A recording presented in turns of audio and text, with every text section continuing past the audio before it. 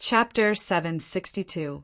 Several mountainous black figures arrived at the highest point of the snowy mountain.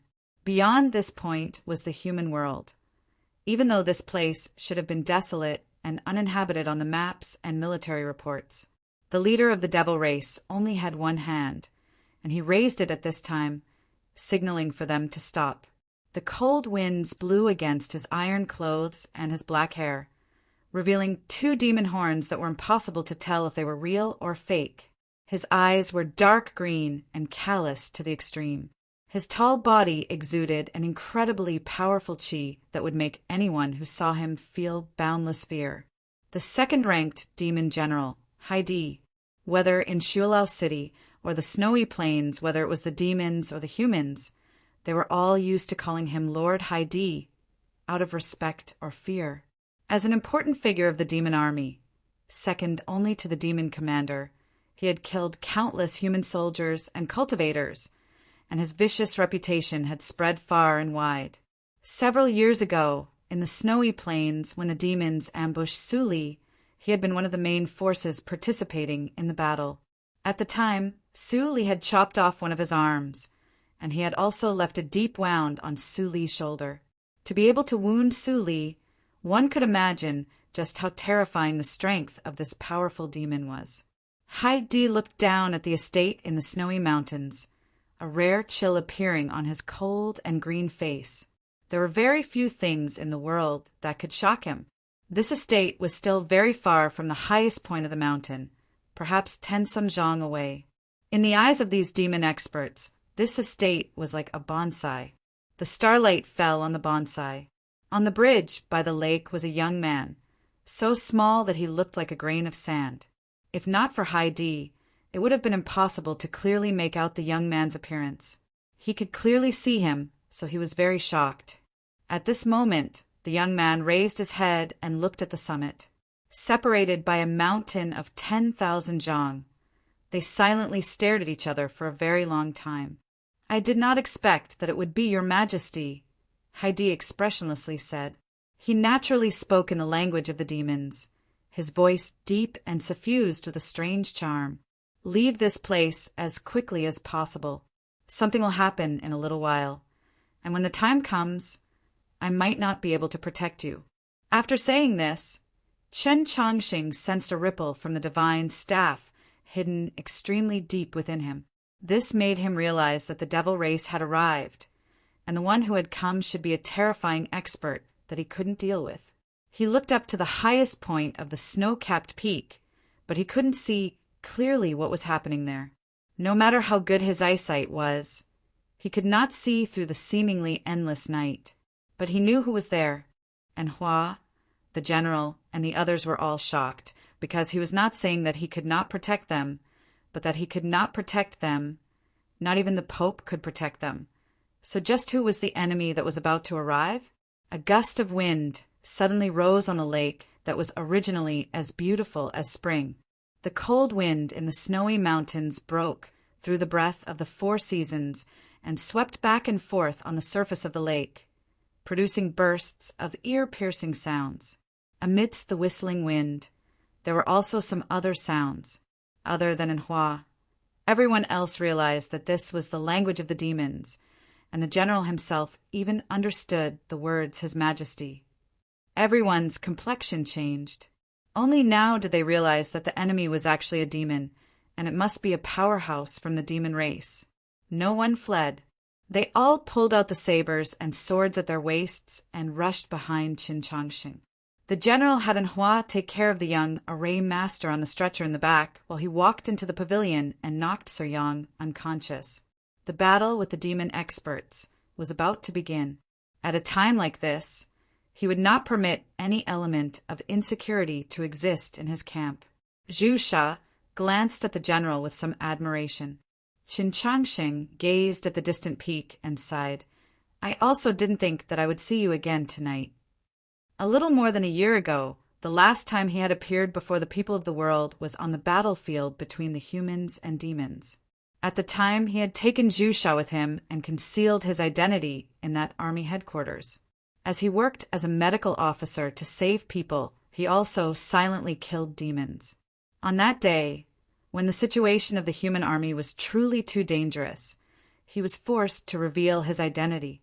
His 1,000 swords shot out in unison, forcefully reversing the course of the battle. But he also drew in that terrifying demon expert. Hai-Di descended from the sky and used a single move to heavily injure him.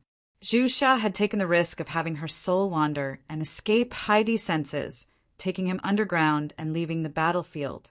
But who could have expected that in that lush mountain range, they would be ambushed by several human experts? Afterwards, they naturally understood that these human experts were from the imperial court. More accurately, they were from the Pavilion of Heavenly Secrets, used by the imperial court. The situation at the time had truly been extremely dangerous. If Lu Qing had not silently appeared like a ghost, perhaps he would already be dead.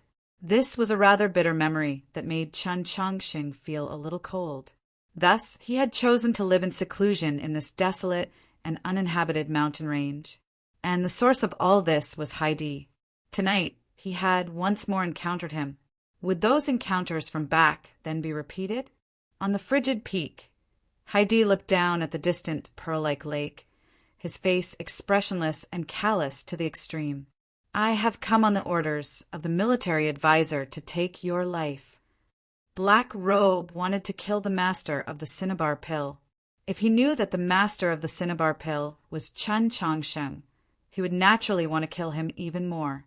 In this desolate and uninhabited mountain range, a young pope without the protection of a true expert. If he missed out on such an excellent chance, Shualao City would be abandoned by the moon god.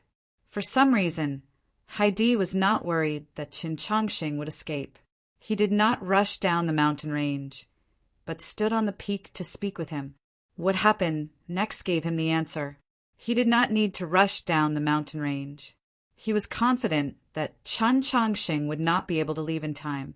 Hai-Di jumped down from the peak. A streak of fire lit up in the night sky and then was quickly extinguished. The winds howled, the starlight dimmed, and even the darkness seemed to be torn out of shape.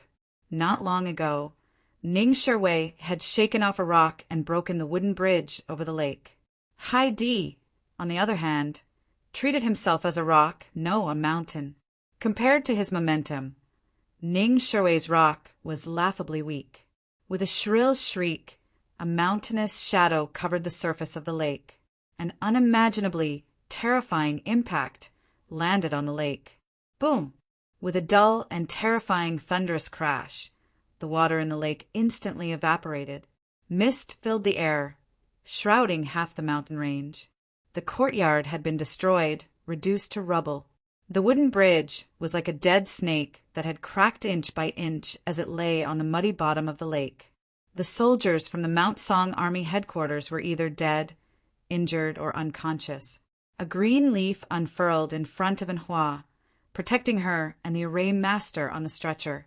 The deputy general was still alive.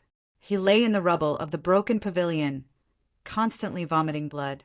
As he gazed at the turbulent qi, still wreaking havoc in the darkness, he revealed an expression of despair. At this moment, the clear cry of a sword finally rang out. Countless sword intents came from every direction, carrying with them the will of a storm as they slashed at that mountainous black figure. I recommend to everyone a novel, M.O. Wu's Stealing Fragrance. It's a new book from Qidian, and the writing style is superb. It's worth following. Okay, this is the standard advertising phrase. In truth, M.O. Wu is truly an old author. Many years ago, everyone was mingling in the Jianghu. Later on, based on what I know, he switched to a physical body. Now that he has returned to the world of web literature, I ask for everyone's support. Chapter 763. Countless sword glows suddenly appeared in the fog. Qin Chongqing gazed at the fog, his left knee slightly bent, his right hand gripping the hilt of the sword at his waist. It seemed like he was about to attack at any moment. In reality, countless swords had already flowed out of his perlicue, out of his clothes, and slashed in every direction. Incomparably sharp, sword, intense pervaded the world. The already dilapidated courtyard was instantly sliced into countless pieces, whether it was the round stones at the bottom of the lake or the snow-covered forest. But the fog around him remained unbroken. At some point, the color of this fog had become abnormally deep, pitch black like the night. It was incomparably thick, incomparably real, like the most viscous of mud. No matter how sharp and powerful a sword intent, upon falling into this black fog, was like a withered leaf falling into muddy water. It spun, struggled, and then vanished. This black fog was no longer a pure mist of water. It was now tainted with the purest demon intent. With a swish, Qin Chongsheng pulled out his dagger. The pure and bright sword ignored the dreadful and filthy demonic intent and finally cut a hole in the demonic mist.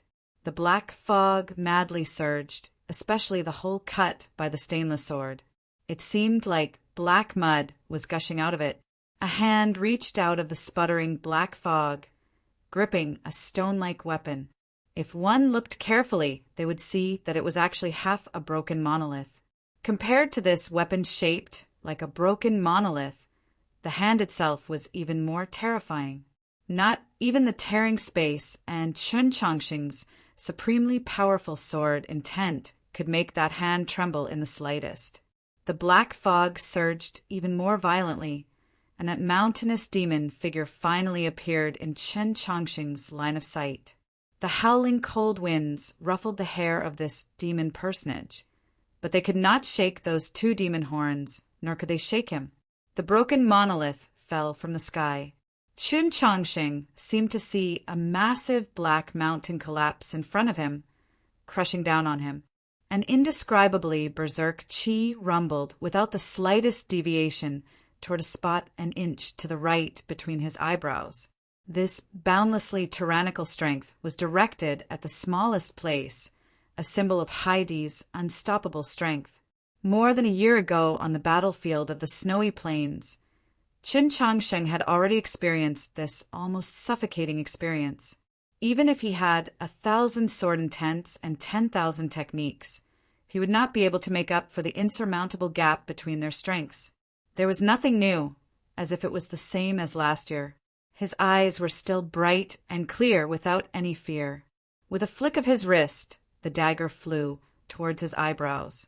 He was still prepared to use the third sword that Su Li had taught him. Stupid sword. He knew that this attack could block Heidi, but he would also be heavily injured. On the battlefield, this outcome had already been proven, but he still chose to do so. From the looks of it, this choice was indeed a little stupid, just like the name of the sword. But other than this attack, he had no other way to block Heidi's full-strength strike. Yes, he could not dodge, could not retreat. He had to block Heidi, just like on the battlefield, because at that time there were hundreds of ordinary human soldiers behind him. Now, there were ordinary people who were injured and unable to leave. But tonight he was not fighting alone. Ever since he was seriously injured on the battlefield last year, the little girl had never let him out of her sight. Suddenly, an even darker shadow appeared in the thick black fog. It was the trace left behind by her moving forward at high speed in the space. When Qin Chongsheng raised the dagger to his eyes, the black-clothed girl appeared in front of him. She raised her hands to meet the broken monolith breaking out of the fog. Compared to Heidi's mountainous body, she was so petite. Compared to the broken monolith of black stone, her pure white hands were so pitiful, so fragile that they seemed like they could shatter into countless pieces at any moment. But she still raised her hands to meet the monolith. Her posture was rather strange, not like she was fighting, but like she was offering flowers. In the next moment, a flower pot really did appear in her hands. But there were no flowers in this pot, only a green leaf. Moreover, there were only 2 leaves left, making it seem rather miserable. The broken monolith and the green leaf met in the air. There was no sound. Compared to the howling of the surrounding fog as it was compressed, the silence in front of the broken bridge was rather strange. This was because these 2 energies were so terrifyingly powerful that they tore apart the surrounding objects and shook them at a frequency that exceeded what normal creatures could hear. The last bits of water in the mud were forced out by these two powerful energies and then evaporated. Soon after, they were frozen by the cold exuding from the black-clothed girl's face. The fog gradually thinned. Whether it was moisture or demonic intent, they were all condensed into water. Before they could turn into rain, they were frozen into pearls of ice. Countless crystalline pearls of ice reflected the starlight descending from the night sky. Like countless night pearls, they illuminated this place with incomparable beauty, so beautiful that it seemed otherworldly, just like those countless nights at the bottom of New North Bridge. Standing in front of these tiny pearls of ice, the black-clothed girl's figure was still petite.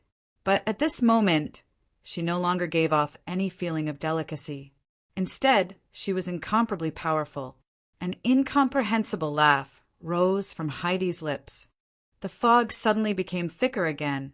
The terrifying devil energy, like a monstrous flood, slammed towards her. The abnormally parched bottom of the lake was now covered in countless deep scars. Her black clothes madly danced, several tears appearing on them. Her black hair madly danced, several strands of it falling off. The chains around her ankles also madly danced, like a snake enduring endless pain in a blaze. It was obvious that she, who had not been able to completely break the seal, was still no match for this powerful demon, even with the treasures of the Lee Palace. But there was still no sign of fear on her face that was as cold as ice, much less any thought of running away. She raised her head like a headstrong girl, and also like a proud dragon. All of this happened in an extremely brief moment. Chun Changxing had not sheathed his sword, but he also had no time to help her. As rocks tumbled down and the air cracked like thunder, several black silhouettes as tall as pavilions arrived outside the valley. These were all demon experts that had followed Heidi. Chun Changxing suddenly vanished. Several dozen faint footprints suddenly appeared on the hard, dry, and cracked bottom of the lake. If someone were to look up at the countless stars in the night sky, they might be able to see that the positions of these footprints had some sort of secret connection to the constellations in the sky. This was the Yesher step that he had comprehended from the Taoist canon. After these years of research, especially after gradually digesting the heavenly tome monolith inscriptions, it was no longer the same as it was in the past. In the blink of an eye, he left the broken bridge and headed out of the snowy valley. He brought with him endless wind and rain that enveloped all of the demon race experts. Wind and rain, they were all swords. Swords were everywhere. Gulu and Mu. Heidi suddenly yelled, his voice tinged with unconcealable shock. I only returned from the hospital around 10. I was so tired. I really thought that I wouldn't be able to write anymore today. I didn't think that I would be so awesome. In addition, in the WeChat vote, the name Zhusha won, but I really want to use Gigi. When I wrote it, I always felt that little black dragon Zhusha didn't go, so let me think again. Chapter 764. Gu Luan Mu meant careful in the language of the demons. Heidi naturally knew that Chun Changxing knew the Yesher step. Last year, he had even personally experienced Chun Changxing's sword style on the battlefield, so he knew that this young pope truly did possess a cultivation talent and cultivation that far surpassed his peers. However, he did not believe that Chun Changxing could defeat the capable subordinates he had brought with him. But when Qin Changsheng disappeared and a storm of swords appeared in the snowy valley, he felt a strong sense of alarm. Only now did he realize that Chun Changxing had intentionally concealed his true level when he had executed those sword moves. In the short span of a year or so, Chun Changxing's cultivation level did not change, but his way of the sword actually improved again, reaching an unimaginable level. Thinking about it, the black-clothed girl taking on his broken monolith must have been part of their plan. This arrangement reflected their incomparably strong confidence or determination. They were confident that the green leaf in the black-clothed girl's hands could at least delay a terrifying figure like Heidi for a while. They believed that within this period of time, Qin Changsheng would be able to kill all the remaining enemies that would arrive. There were swords everywhere in the snowy valley, but the real bodies of the swords could not be seen. They could only feel the sword wool. The wind and rain were all swords, and the swords were hidden in the wind and rain. Occasionally they would show their true faces, but they would definitely be close to the bodies of those devil race experts. The sound of metal rubbing and cutting rang out without any rhythm. Around the tall figures of the devil race powerhouses, incomparably sharp sword marks appeared without any pattern. These sword marks were the marks left behind by the swords and the bodies of the demon race experts. They were like lightning, exceptionally dazzling and soul-stirring. The bodies of demons were innately tough. Even the most ordinary demon had a body as tough as that of a human who had undergone a perfect purification. The people who had come with high D to kill tonight were some of the top experts of the demon army, so the toughness of their bodies was unimaginable. Coupled with the faint black demon chi, not even the famed swords hidden in the storm could instantly break through it. However, the demon elites couldn't retaliate because they couldn't confirm Qin Changsheng's position. The swords were hidden in the wind and rain, while Qin Changsheng was behind the wind and rain. To find him, one must first disperse these swords. This situation did not last long. Because the wind and rain suddenly became violent, the number of flying swords in the valley instantly multiplied. Water dripping through stone was a scene that spanned an extremely long period of time. What Qin Changsheng needed to do was condense countless years into an extremely short period of time. With a light conscious sound, the moss-covered rock with a small hole finally cracked open. Then, somewhat powerlessly, it separated to the two sides, breaking apart. With a light cracking sound, a crack also appeared on the body of a demon expert. Then, countless more cracks appeared. The sword glows in the storm suddenly brightened, illuminating the gloomy snow-white faces. Several hundred streams of green blood spurted out from the bodies of the demon experts. It looked like painters of Shuelao City were wildly sprinkling paint on a black curtain, giving off an endlessly bewitching feeling. Several low howls, filled with pain, rang out in the valley. The tall figures of the two demon race experts collapsed like mountains. If this situation continued, Qin Changsheng only needed a little more time to heavily injure all the demon experts in the valley, and then he could turn around and join forces with the little black dragon to attack Heidi from the front and back. Even if they were still no match for Heidi, they should still be able to find a way to escape. As an important figure of the demon army, second only to the demon commander, Heidi had dominated the snowy plains of the demon realm for many years. So how could he not see through their intentions? A howl brimming with killing intent burst from Heidi's lips. At the same time, a milky white ray of light shot out from his lips and fused into the surging demon intent. This milky white ray of light was abnormally pure, devoid of any impurities. It even exuded a divine aura. In Xuanyang City, Qin Changsheng had seen this sort of ray of light. Although he didn't have time to turn around, he already knew what it was. This was moonlight, the bright moon from the northernmost part of the continent. It possessed a radiance not inferior to the stars, and in terms of berserk energy, it even surpassed them. Crack, crack, crack, crack. Countless crisp cracking sounds rang out simultaneously in the courtyard that had long since turned into ruins. It was like tens of thousands of candles exploding at the same time, or like firecrackers welcoming the new year. Countless crystalline shards of ice shattered and slowly drifted down from the night sky, sprinkling over the little black dragon's body and the broken bridge. The broken monolith in Heidi's hand broke through the icy mist and continued to press down on the little black dragon. The edge of a green leaf was slightly curled up, and one could faintly make out a crack. The crack was as thin as a hair, but it was a ghastly sight.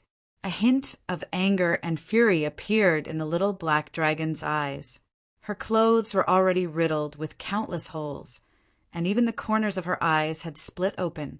Dragon blood imbued with an indescribable qi, flowed out of the corners of her eyes and then froze into 2 streams of blood. If Chen Changsheng did not hurry back, perhaps in the next moment, she would become yet another dragon that would die beneath this broken monolith.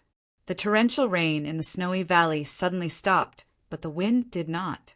Chen Changsheng's body transformed into a stream of light as he rushed back. Those demon experts had heard Lord Heidi's howl and knew what Chen Changsheng was about to do. So how could they let him do as he wished? The gale suddenly shattered into countless gusts of wind. Amidst the muffled groans, there were several low humming sounds. The right hands of several demon experts had transformed into flowers of blood in the darkness. They had unhesitatingly used the demon race's secret blood technique. Chen Changsheng similarly did not hesitate. He did not stop or attempt to dodge. Borrowing the wind and the energy of the fists to retreat, he moved even faster.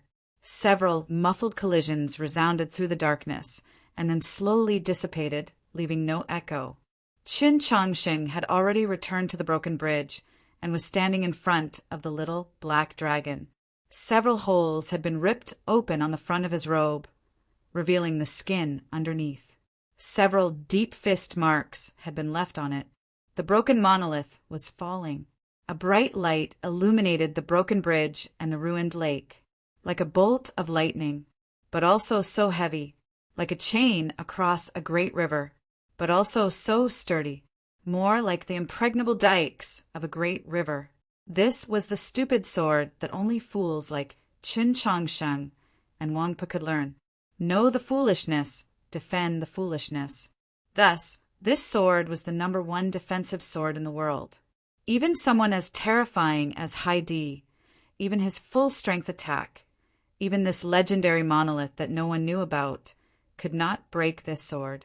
Chen Changsheng's sword blocked the broken monolith, but his sword could not block this power. This majestic power that seemed to originate from ancient times struck his body. His right hand, which was holding the sword, heavily struck his own chest, causing a terrifying, bone-cracking sound to ring out. He flew backward, colliding against the little black dragon. A mouthful of blood spurted from her lips. They flew through the air like stones, flying through the ice and darkness. They crashed through the pavilion in the middle of the bridge and crashed across the lake. Chapter 765. The deputy general from the Mount Song Army headquarters propped up his heavily injured body and staggered to stand in front of Chen Changsheng and Gigi. After blocking the shock waves of qi, he crashed into the wall of the courtyard and collapsed in the rubble. And Hua ignored the young array master on the stretcher and crawled behind Chen Changsheng and Gigi. Grabbing their collars, she used all her strength to drag them backward, wanting to get as far away from that terrifying figure on the wooden bridge as possible. Countless beads of ice shattered into catkins that drifted through the courtyard like willow catkins. It really did seem like they had arrived in the south, but there was a boundless chill in the air. Lord Haidi's terrifying figure walked over the bridge. The catkins of ice drifted away, not daring to touch his body. Haidi's expression remained indifferent as he gazed at Chen Changsheng on the shore, but a ghostly fire seemed to be burning in the depths of his dark green eyes. He was a powerful figure of the demon race and had experienced countless major events in his life, but even he could not suppress his nervousness and excitement when he thought about how the Pope of the human race was about to die at his hand. The mist shrouding the lake and garden had already been replaced by monstrous demon qi. As if sensing the ripples in his mind, the demon qi also began to tremble, transforming into a cold wind. If one carefully observed, one might realize that the vast majority of this cold wind came from the broken monolith weapon in his hand. And Hua's pale face was suffused with determination. She lowered her head, refusing to look at that undefeatable foe, and continued to drag Chen Changsheng and Gigi behind the wall. Suddenly, she realized that Chen Changsheng's body had become much heavier, and she could no longer move it. Then a hand that was very clean, very warm, and very steady patted her arm twice. At the same time, a very clean, warm, and steady voice rang out. "I can still do it." The speaker was Chun Chongsheng. He stood up and gazed at the bridge, his hand already gripping the sheath of his sword. The sword was called stainless, and the sheath was called the vault sheath. Hidden within it were countless world-shaking swords, as well as his most powerful technique. The moment he gripped the sheath, a string of stone beads appeared on his wrist. This string of stone beads was simple and unadorned, even rather crude, and it gave off no ripples of qi. But as soon as Gigi's gaze fell on it, she felt her heart beating faster uncontrollably. She was a being of the highest level in the world. Even if she couldn't see through the true nature of these stone pearls, she was still naturally sensitive to them at such a close distance. What exactly were these stone pearls that shocked her? And Hua's cultivation level was not high enough to sense the uniqueness of these stone pearls, but she wholeheartedly devoted herself to the Tao, and her Tao heart was incomparably clear, allowing her to sense another qi even earlier.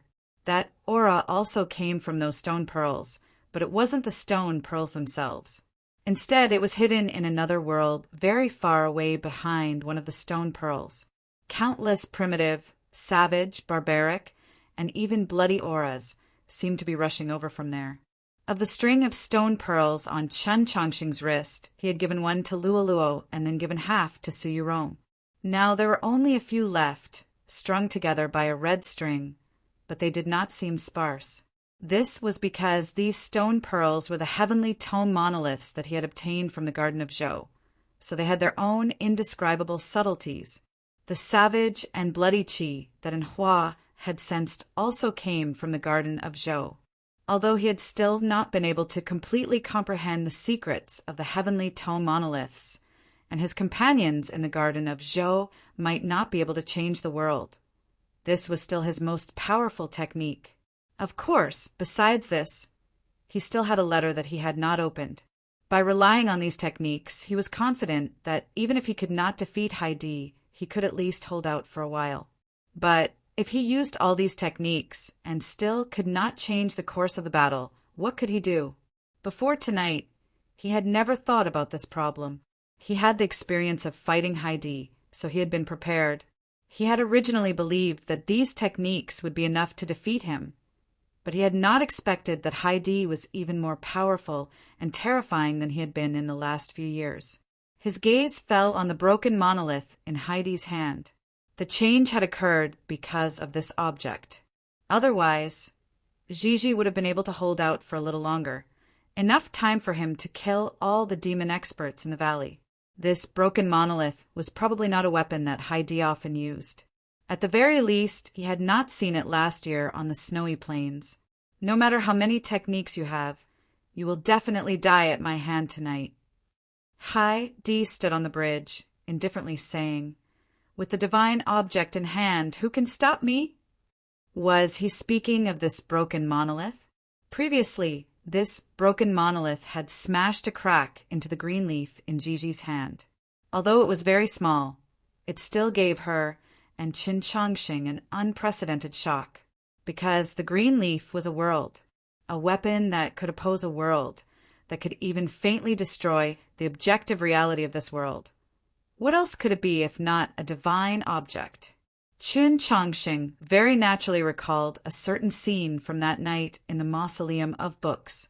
His martial uncle, the Pope's green leaf, drifted through the darkness and arrived in front of the Tianhai Divine Empress.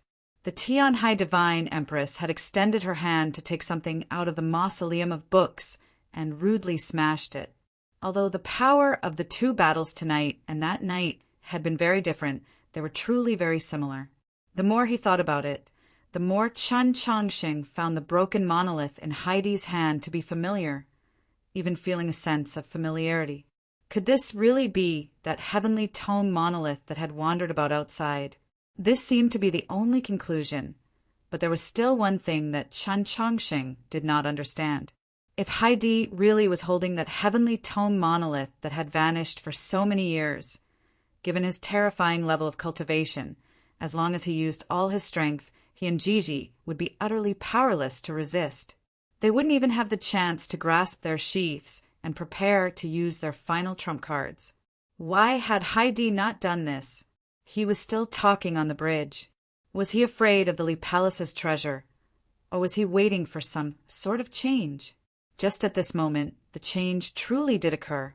The wadding of ice drifting through the courtyard suddenly vanished, because an extremely clear and cold zither note occupied every corner of the world. To the demons, the chance to kill the Pope of the human race could not be missed. Even if they had to pay the price of countless lives, they would not hesitate. At this moment, Heidi was still 10 samjang away from this historic event that was certain to shake the world. He could finish it in a single breath. Logically speaking, even if the White Emperor or Shang Xingzhou personally came, they would not be able to stop his steps, even if he might be killed afterwards. But with this clear and cold sound of the zither, Heidi stopped. The zither note was extremely clear and cold, imbued with a bone-piercing chill. It was hard to say whether it represented the mood of the zither player. As the zither note fell, the bridge was covered in a thin layer of frost. If he wanted to cross it now, it would probably be rather slippery and difficult to traverse. Heidi's body was also covered in a layer of frost, making him seem like an ice sculpture. He slowly turned around, his movements abnormally difficult. He gazed at the place where the zither note had originated, his dark green eyes surging with an incomparably complex emotion. It was confusion, shock, and fear. Chapter 766. A part of the frost covering the wooden bridge was from the shattered beads of ice, the chill originating from Gigi's breathing. But another part came directly from that distant zither note. It was equally cold, perhaps even colder. There was actually an existence even colder than the dragon breath of the black frost dragon. A human like Chen Changxing would find it very difficult to think of an answer. But to Heidi, the answer was obvious. Xuelao City was extremely cold, and that demon palace, eternally hidden in the shadows, was perpetually buffeted by frigid winds. His shock, confusion, and fear was precisely because he had thought of that place. He had known in advance that a change would occur tonight, but when the change really did come, he still found it somewhat unbearable. He had not expected that it would be that person who had come. It seems like the demons really don't like the cinnabar pill. To think that an important figure like Heidi would personally come. The Tang 17th Master looked down the mountain at the courtyard in the valley, a mysterious smile on his face. The Wenshui Tangs had paid an enormous price to find a few clues, confirming that the cinnabar pill originated from Gaoyang village, and then investigating this mountain valley. He had not intentionally leaked this extremely important piece of information. He had only closed his eyes for a moment, and this news had already spread to many places. The important figures of the imperial court had come, and the important figures of the demon race had also come. The news had come from the Mount Song Army headquarters, so the demons should have received it much later, but they had only been late by half a night, and the one who had come was a truly important figure. From this, one could see just how much importance Xuelao City placed on this matter. To the demons, the fact that the human race possessed such a miraculous medicine was completely unacceptable. In the last year of battle, the ratio of casualties on both sides had clearly begun to favor the human race. From 1 to 4 in the last 1,000 years, it had dropped to 1 to 3. 7. This number did not seem to have changed much. But what if it continued to be like this? What if the number of cinnabar pills increased? It had to be known that the war between the humans and demons had lasted for 1,000 years. Even the smallest change was highly likely to affect the overall situation. Thus, the demons would definitely think of a way to kill the master of the cinnabar pill and destroy the recipe. If this really happened, the Tang 17th Master would feel rather regretful, but he would also be extremely satisfied just like now. As he spoke, the sword in his hand remained in the belly of the innkeeper of the Mount Song Inn. The shopkeeper gasped for breath in pain. Finally, he closed his eyes and stopped breathing. At this moment, he was standing on the edge of a cliff high up in the snowy mountains, surrounded by corpses. Only one person was still alive. The former bishop of the Hall of Illustrious Persons was pale, his teeth chattering, and his head lowered, not even daring to glance at the Tang's 17th master. These corpses were all the Tang's 17th master's trusted subordinates. All of them from Winshui, all of them personally killed by the Tang's 17th master. This was, of course, to silence the witness. The Tang's 17th master's scheme seemed like he wanted to borrow Qin Chongqing's blade to deal with Zhu Yi and the others, thus opening up the Tang clan's position in Tianliang County. But in truth, he wanted to kill Qin Chongqing. Not even the Winshui Tangs could accept the murder of the Pope, so he could not leave behind any evidence. Even his trusted subordinates had to die. As for Zhu Yi, Ning Shiwei, and the people from the Tianhai clan, even if they grew suspicious, they would not be able to prove or accuse him of anything. On the contrary, in order to avoid the wrath of the Li Palace, they might even have to cooperate with him. Lord Haidi probably did not expect the master of the cinnabar pill to be His Holiness, right? The current situation would not change. The demons had always wanted to kill the master of the cinnabar pill. If they discovered that it was Chan Chongsheng, they would naturally not allow him to live. When he thought about how the current pope was about to die before his eyes, the Tang's 17th master couldn't help but sigh. He gazed at the lake and garden down below, a happy smile on his face. Suddenly, the sound of a zither came from some place in the darkness, and the smile on his face gradually froze. The first place to hear the zither note was not that lake and garden, not that high cliff, but somewhere else. This place was 10-some li away from that courtyard, the only deserted mountain path to Gaoyang village. Zhu Yi, Ning Shiwei, Tian Haizhani, and several hundred experts and soldiers had reorganized themselves here after retreating from the courtyard. It was unknown what they were preparing to do next. They heard the clear and cold zither note, but they did not care because their attention was completely drawn to the sound coming from 10-some li away. The thunderous boom, the quaking of the earth, the howling of wind and rain, and the clattering of swords all indicated that an extremely intense battle was taking place there. Those experts had come from the northern part of the mountains. To the north of the mountains was the land of demons. It was only natural that they were the demon experts. If his guess was correct, those demon experts were currently surrounding Chen Chongsheng and the black-clothed girl. Logically speaking, both Zhu Yi and Ning Shiwei should be rushing back to their rescue as quickly as possible. On one side was the Pope of the human race. On the other side were the demon experts. Even a 3-year-old child should know what to do, and there was no need to even think about it. But Zhu Yi was calmly gazing at some place in the darkness. Ning Shiwei was indifferently gazing at the snowy peaks, and Tian Haizhani was frowning as if he was thinking about something very difficult. The mountain path was very quiet, and no one spoke for a very long time. It was very strange. Suddenly, Zhu Yi and Ning Shiwei's expressions turned even more solemn. The sounds coming from the distant courtyard did not stop. Only now did they realize that Chen Chongqing's path of the sword had already reached such a powerful level. As for the black-clothed girl, legends truly were legends. Zhu Yi and Ning Shiwei glanced at each other, seeing the lingering fear in each other's eyes. It now seemed that if they had not conceded and retreated by the lake shore, instead attempting to rely on the strength of their side to forcefully attack, they would have been incapable of success. They would have only been charged with the crime of attempting to murder the Pope. Tian Haizhani's cultivation level was much lower, so he could not sense the strength of Chen Chongqing and the black-clothed girl through the distant sounds and the changes in qi.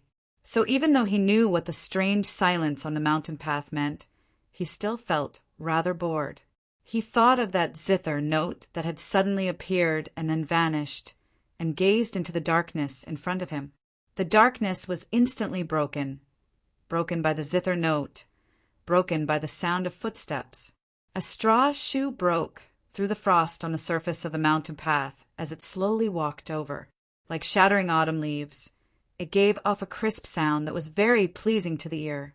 The bare foot in the straw shoe was very small, as its owner was a girl of 12 or 13.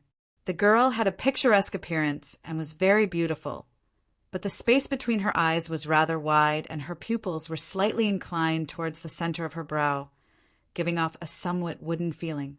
A middle-aged scholar walked up from behind her. He had nothing on him, only a zither in his bosom. He didn't seem to move at all, but the strings of the zither began to gather and disperse on their own, releasing an extremely clear and cold zither note. Chapter 767.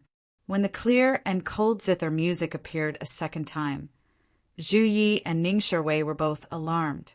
They gazed at the girl and the middle-aged scholar walking out of the darkness, their faces grave and wary.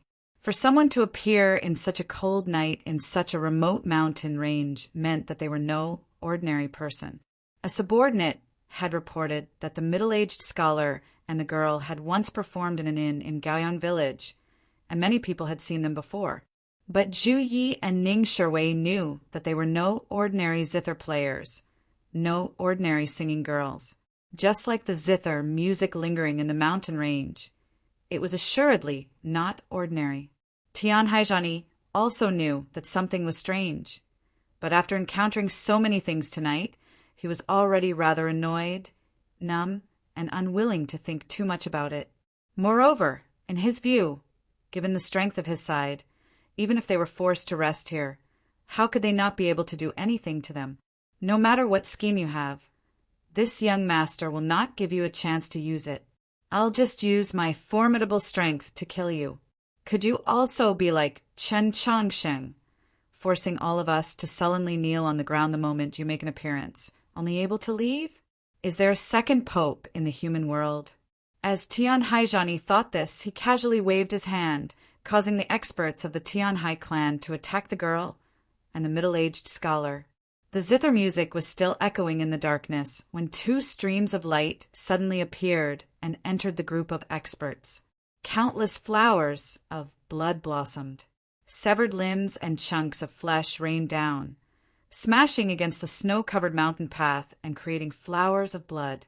Two beauties appeared amidst the flowers of blood. One of them was completely naked, giving off a mature and charming feeling, while the other was wearing Gujian sex dress, gentle and reserved. They gave off a completely opposite feeling, as if they were black and white. The only thing they had in common was that their hands were continuously dripping red blood onto the ground. This blood belonged to the experts of the Tianhai clan. The two beauties had also suffered some injuries, though they did not bleed. A clear light seeped out of their wounds and then gradually congealed. The wind was chilly, the ice and snow being trampled apart like autumn leaves. The two beauties respectfully moved to the side, allowing the wooden-faced girl to walk out from between them. Zhu Ye's pupils constricted, and an abnormally solemn expression appeared on his face. He looked at the girl and said, "Could it be Princess Nank?" He had lived in Tianliang County for a long time, so he knew many secrets of the demon race. He very easily recognized that the two beauties had spiritual bodies, so they should be the rumored Nank's two wings. Then, the girl who sang in the inn of Gaoyang village was obviously the youngest princess of the demon race, Nank. It was rumored that during the rebellion in Shuala City, the demon lord was struck down into the abyss by the combined might of Black Robe and the demon master. She was also heavily injured, so she took the enormous risk of using her peacock true body to break through the seals and then vanished. No one knew where she went or if she was still alive. Who would have thought that she would appear in this desolate, snowy ridge tonight? Zhu Yi knew that he was truly in trouble today. Speaking of which, he would rather return to that courtyard and confront Haidi than meet Nank. Nank's talent was too strong, and her body flowed with the true blood of the peacock. In battle, she could often display a destructive power that far surpassed her true level. Of course, she was not as terrifying as Haidi, but the problem was that she was too fast. If he encountered Haidi, even if he was no match, Zhu Yi could still think of a way to leave or escape. But in front of Nank, he could not think of these things. He could only think of how to defeat her. If it were just Nank tonight, even with her 2 wings. Zhu Yi believed that his side had enough strength to defeat her. The problem was, "You are the rumored elder of the Candle Shadow Shamans?" Zhu Yi turned to the middle-aged scholar and asked, "Wasn't it said that you were already killed in the Garden of Zhou?" The middle-aged scholar lowered his head and gazed at the zither strings swaying in the wind. He seemed somewhat intoxicated and paid no attention to Zhu Ye's question. As Zhu Yi revealed the girl's true identity, the mood on the mountain path became extremely tense and oppressive. Tian Haizhani's face was rather pale. Logically speaking, Zhu Yi should have been completely focused on Nank, so his words to the middle-aged scholar were completely superfluous. How could a person like him say superfluous words? Ning Shiwei understood his words and made a gesture with his hands behind his back. Without any warning or order, the crossbowmen of the Mount Song Army headquarters, under the cover of the experts of the emotion-severing sect and the Tianhai clan, quickly finished cocking their crossbows and pulled the triggers at the demon experts on the mountain path. Like a torrential rain, the crashing sounds instantly drowned out the sound of the zither. Countless divine crossbow bolts imbued with sacred light drowned out the figures of Nank, the middle-aged scholar, and the 2 beauties. But in reality, before the rain of crossbow bolts had even descended, the 2 beauties had already vanished. They transformed into 2 balls of light and then into countless fragments that floated behind Nank and reformed. A pair of wings formed on Nank's back. The green wings lightly flapped, tearing apart the cold wind and transforming into countless streams of green light. She weaved through the rain of crossbows like a bolt of lightning. Other than Su Yorong, no one in the world was faster than her. Not even the rain of crossbows was faster than her. In her eyes, they were as slow as falling leaves. No one could clearly see Nank's figure. They could only see those green streams of light, arrive among the crowd. The divine crossbows snapped, red lines appeared on their necks, blood splashed into the night sky. Severed ears flew and groans rang out. With a shattering sound, several dozen figures slumped to the ground. The green streams of light gradually vanished and Nank's figure appeared. She stood amidst the corpses, her green wings slowly flapping behind her. Blood slowly dripped from the Southern Cross sword. Whether it was the sword or the wings, they both made her seem even more petite, even more terrifying. She looked at Zhu Yi and the others with an indifferent expression. "Your Highness truly is a genius of the demon path. Other than Su Yorong, no one is faster than you." Zhu Yi narrowed his eyes and said, "But you are still too young. No matter how fast you are still no match for us." Hearing Su Yorong's name, Nank silently thought it over, then walked over. Everyone felt fear at the sight of the petite figure and the pair of wings, even though Zhu Yi had sounded very confident just now. "Let's put our lives on the line and see who will survive today," Zhu Yi sorrowfully said. Ning Shiwei indicated for Tian Haizhani to stand behind him. Upon seeing this, Zhu Yi confirmed that Ning Shiwei had truly understood his words and felt a little more at ease. Tian Haizhani was rather surprised, but at the same time he was filled with gratitude. Nank walked to a place 10 zhang in front of them. In truth, Zhu Yi was correct. If Nank really was as strong as the rumors said, then even if she had not recovered from the heavy injuries she had suffered in Shuilao City's rebellion, no matter how fast she was, she could not possibly defeat 2 upper-level star condensation human experts, let alone so many people present. But for some reason, Nank's expression was still as wooden as ever, without the slightest change. What happened next seemed to be a sort of explanation. Ning Shiwei suddenly grabbed Tian Haizhani's collar. Tian Haizhani paled in fright. Just when he was about to resist, he realized that Zhu Ye's finger had at some point landed on his ethereal palace. His body was incredibly stiff. Unable to resist, he became a stone. Ning Shiwei lifted him up and forcefully smashed him towards Nank. Chapter 768. Tian Haizhani realized that he was flying. Then he realized that he had regained control of his body. He subconsciously began to wave his arms like a dancing puppet. It was rather laughable. But this still could not change his trajectory. As he watched Nank's small face get closer and clearer, an expression of despair appeared on his face, and he closed his eyes. He had fallen into Nank's hands, but he was not dead. Nank grabbed the front of his shirt and raised him into the night sky. Tian Haijani opened his eyes, his body trembling uncontrollably as he let out a mournful whine. Nank tilted her head and examined him, her wooden eyes somewhat perplexed, somewhat confused as to what was going on. Tian Haijani was even more confused as to what was going on, his fear and confusion reaching the extreme. Nank looked past him to the other side. Whether it was the soldiers and experts of the Mount Song army, the emotion-severing sect, or the Tianhai clan, they were all at a loss as to what was going on. Zhu Yi and Ning Shiwei were no longer on the mountain path. 2 gusts of wind could be heard from the distant mountains in the darkness, and one could occasionally hear a pine tree being smashed and snapped. One figure was rushing down the cliff into the valley, while the other was madly rushing up the snowy peak. In a few moments, those 2 figures had already traveled several hundred zhang. Zhu Yi and Ning Shiwei had left. They had left with such determination that they simply did not care about the fate of their subordinates and trusted aides. It was obvious that this had been their plan all along, that they had come to a tacit understanding. At the very beginning, Zhu Ye's question to the middle-aged scholar and their conversation had all been a smokescreen. They had thrown Tian Haijani at Nank to buy a little more time. They had fled in 2 different directions to buy a little more time. Everything had been for the sake of escaping.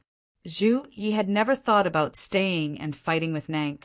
It was not because he feared Nank's strength, but because he could not see through the other person, that middle-aged scholar.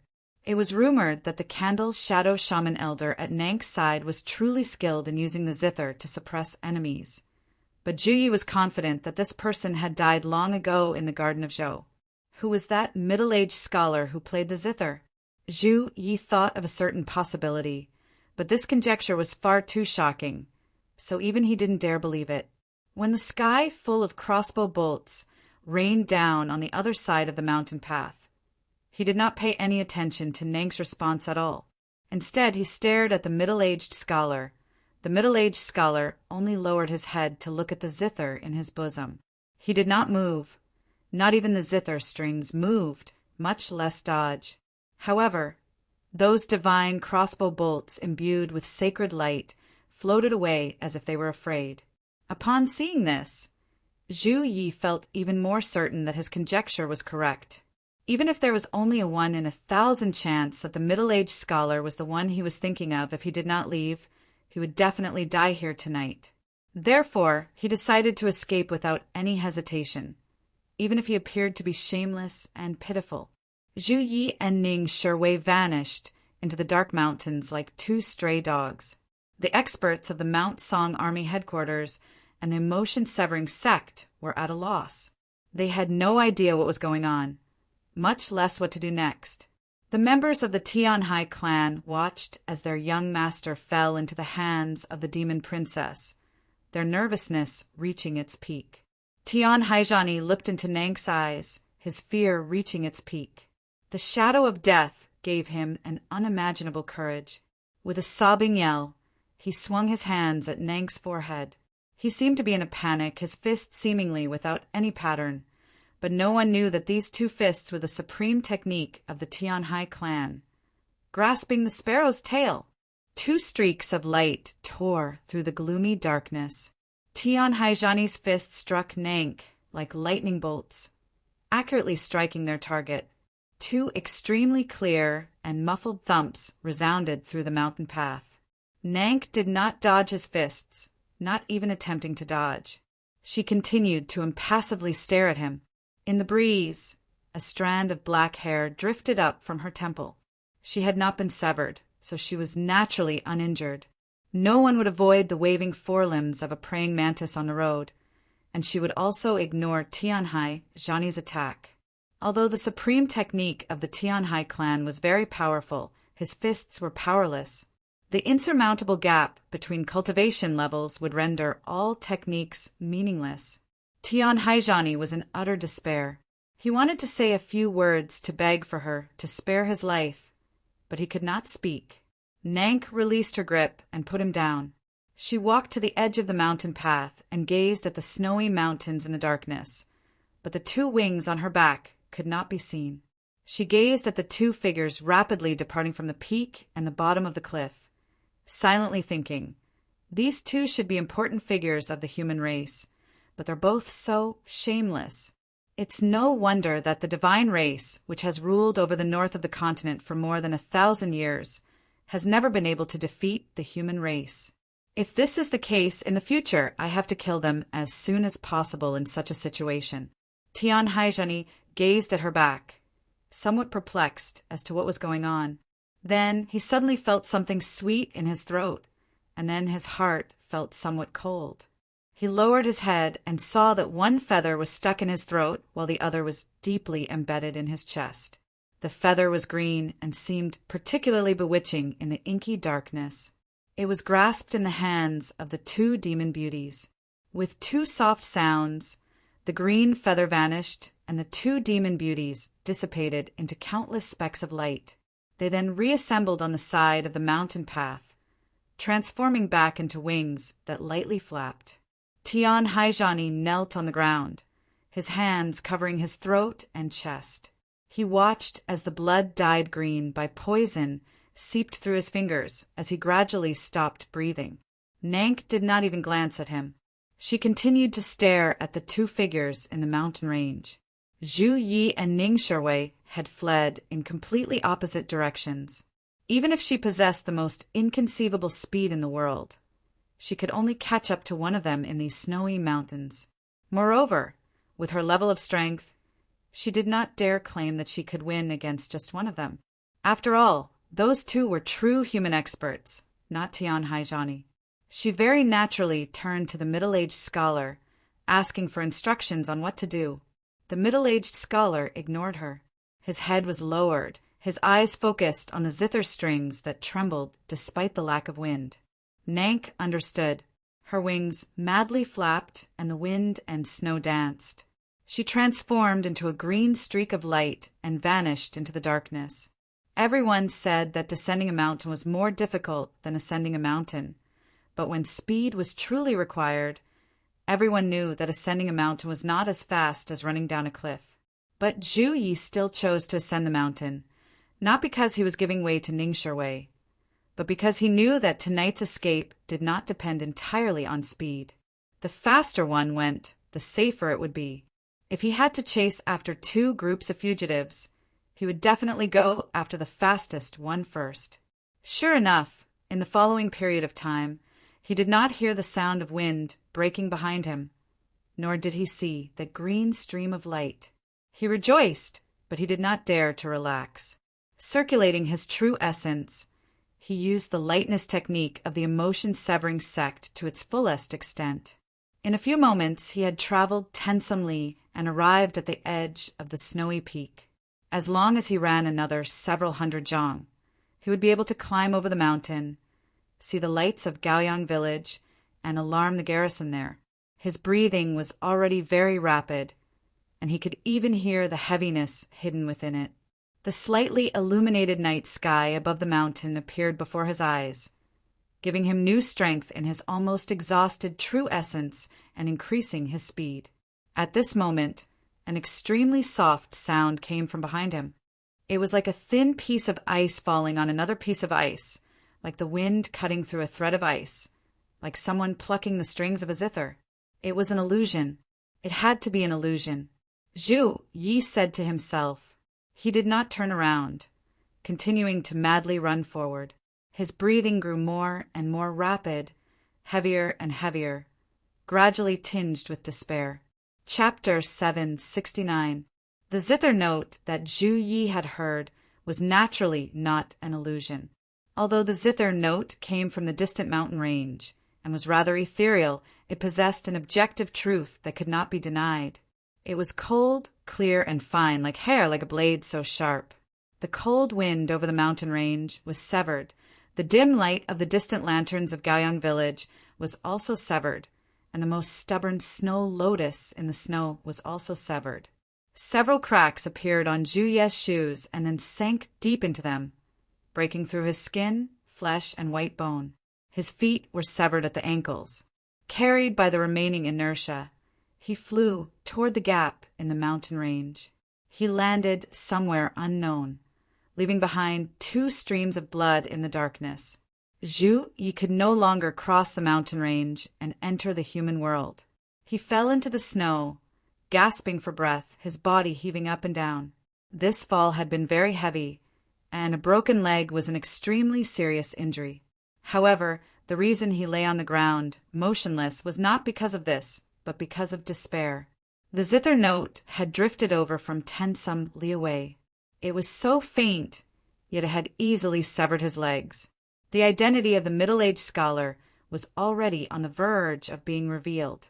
He buried his face in the snow and let out a muffled howl of pain. He was like a wounded beast that had no courage to counterattack, only endless regret. The sounds of fighting and screams could be heard from the distant mountain range.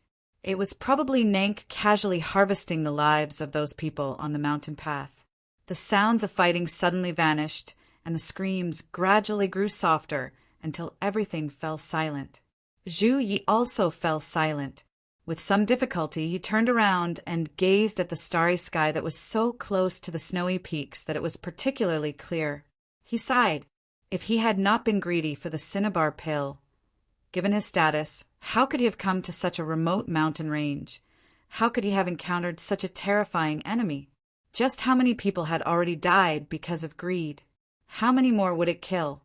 The ice and snow were crushed like withered leaves in autumn, giving off a crisp and pleasant sound. Zhu Ye's body and mind relaxed with this sound, but his eyes gradually brightened. Nank walked in front of him, her wings gently flapping behind her, bringing with them a chilly breeze. The Southern Cross sword had already been separated and was gripped by her 2 hands. The blade was still dripping with blood, probably from Ningxue and those people. Zhu Yi calmly gazed at her, his 2 hands gripping the most precious magical artifacts of the emotion-severing sect. Nank attacked. Zhu Yi attacked. On the snow-capped peak illuminated by the starlight, a dull and violent collision sound rang out. More than a dozen bulges appeared on the thick snow slope, as if some kind of monster was about to drill its way out. The accumulated snow was lifted up and danced wildly in the air, blocking the starlight and making the surroundings seem especially gloomy. Only the occasional sword light would illuminate a corner of the place. Indistinctly, the sound of a zither could be heard. The world suddenly became quiet, and the wind and snow gradually subsided. Only the snow on the mountain slopes continued to slide down, making a rustling sound. At the highest point of the mountain range, Nank's sword stabbed into Zhu Ye's abdomen. Zhu Yi did not lower his head, nor did he look at her. Instead, he was looking at a certain place in the distance. The sword in his body was really cold, but the ethereal and almost unreal zither music was even colder. The cold reminded him of the story his uncle had told him. In that story, there was a demon city in the north of the snowy plains. That demon city was always shrouded in darkness, just like the darkness that was gradually occupying his eyes. Nank carried Zhu Ye's corpse back to the mountain path. The mountain path was covered in blood and frost, and several hundred corpses were scattered to the sides. The middle-aged scholar was not playing the zither, but eating something. At his feet was half a corpse. From the shoes and the remaining armor, it was probably Ningxue's. Nank handed Zhu Ye's corpse to the middle-aged scholar. The middle-aged scholar used his 2 hands to hold Zhu Yi, lowered his head, and began to eat. It was like the sound of a cat eating leftovers, like the sound of gravel falling into the mud. Blood constantly dripped from his fingers. It didn't take long before Zhu Ye's corpse vanished, leaving nothing behind. The wind ruffled the middle-aged scholar's clothes, revealing the slight bulge in his abdomen. He closed his eyes and remained quiet for a very long time. He seemed to be savoring the aftertaste and also seemed to be thinking about something.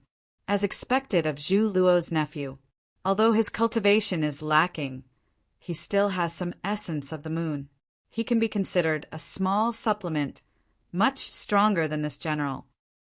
The middle-aged scholar opened his eyes and looked at Ning Shiwei's ruined body at his feet, a hint of disdain on his face. He took a snow-white handkerchief from his sleeve and slowly wiped the blood from the corner of his lips. His movements were very graceful, and then he walked up the mountain path into the darkness. Nang's expression did not change in the slightest as she watched this bloody and terrifying scene. She followed him forward. With the clear sound of the zither, they arrived at the snowy valley 10 some li away. Those demon experts who had surrounded Qin Chongqing were covered in sword wounds, their right hands crippled, but they were not dead. When they saw the middle-aged scholar and Nank, it was like they had seen real ghosts, their faces abnormally pale. Nank glanced at them and said, "Die." Several streaks of green blood burst out, and the few figures that were like buildings fell heavily into the snow. Upon hearing Nank's words, those demon experts unhesitatingly committed suicide. The garden in the snowy valley had already been reduced to ruins. The misty spring lake had already dried up into a large pit, and the wooden bridge had been broken into several dozen pieces, like a snake that had been coiled for centuries. The pavilion had long since disappeared, the frozen beads of ice filling the air with a rather loathsome sight. Qin Chongqing and Jiji stood on the opposite side of the lake, and Hua had rescued the general from the ruins, and the two were nervously standing guard in front of the stretcher. Hai Di stood in the lake, his hand gripping that weapon that looked like a broken monolith. He seemed to be the center of this world, but in his eyes, whether it was this world or the vast real world, the center would always be the middle-aged scholar who had just arrived. Nank ignored him and said to Qin Chongqing, "I helped you resolve many problems. You owe me a favor." Jiji did not recognize her, but from the tone she used to speak to Qin Chongqing, she seemed to recognize her. After examining her for a few moments, she suddenly came to her senses, a boundless wariness surging from her eyes. "You are that peacock." Nank's expression was somewhat dazed as she asked, "You recognize me?" "Qin Chongqing mentioned you." Jiji raised 3 fingers and placed them between her eyes. "He said that the space between your eyes was too wide, that there was clearly something wrong with you." Nank thought about it, unsure whether she should get angry or not. Her gaze returned to Qin Chongqing. Qin Chongqing did not look at her. His gaze had always been fixed on the middle-aged scholar. Before this middle-aged scholar had even appeared, he had already attracted all of Heidi's attention, even making Heidi feel boundless fear. In the entire world, there could not be more than 5 people that could make Heidi so afraid. Coincidentally, he had once met this middle-aged scholar, so he knew who he was.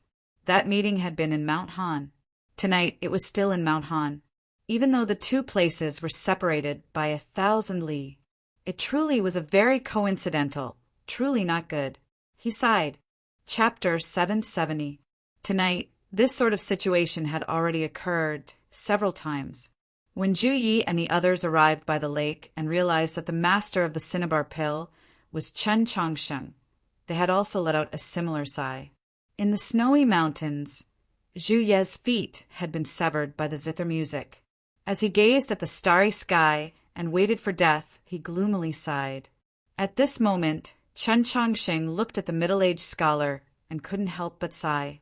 The gap between the 2 sides was too great. Even if one used all their methods, exhausted all their intelligence, even shed their blood, they would still be unable to reverse the situation.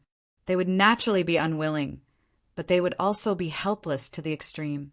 All sorts of emotions intertwined, ultimately transforming into a soft sigh. Qin Chongqing was both shocked and confused. Everyone said that the abyss was endless, so why was he still alive and standing before him? As he thought of these things, he silently glanced at Heidi. From the moment he heard that clear and cold zither note, Haidi had turned his head and made no further movements. His gaze had always been fixed in the direction of the zither note, the place where the middle-aged scholar was standing.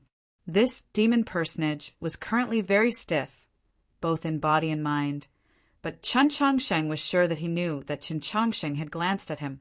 This glance was a question. Should we work together?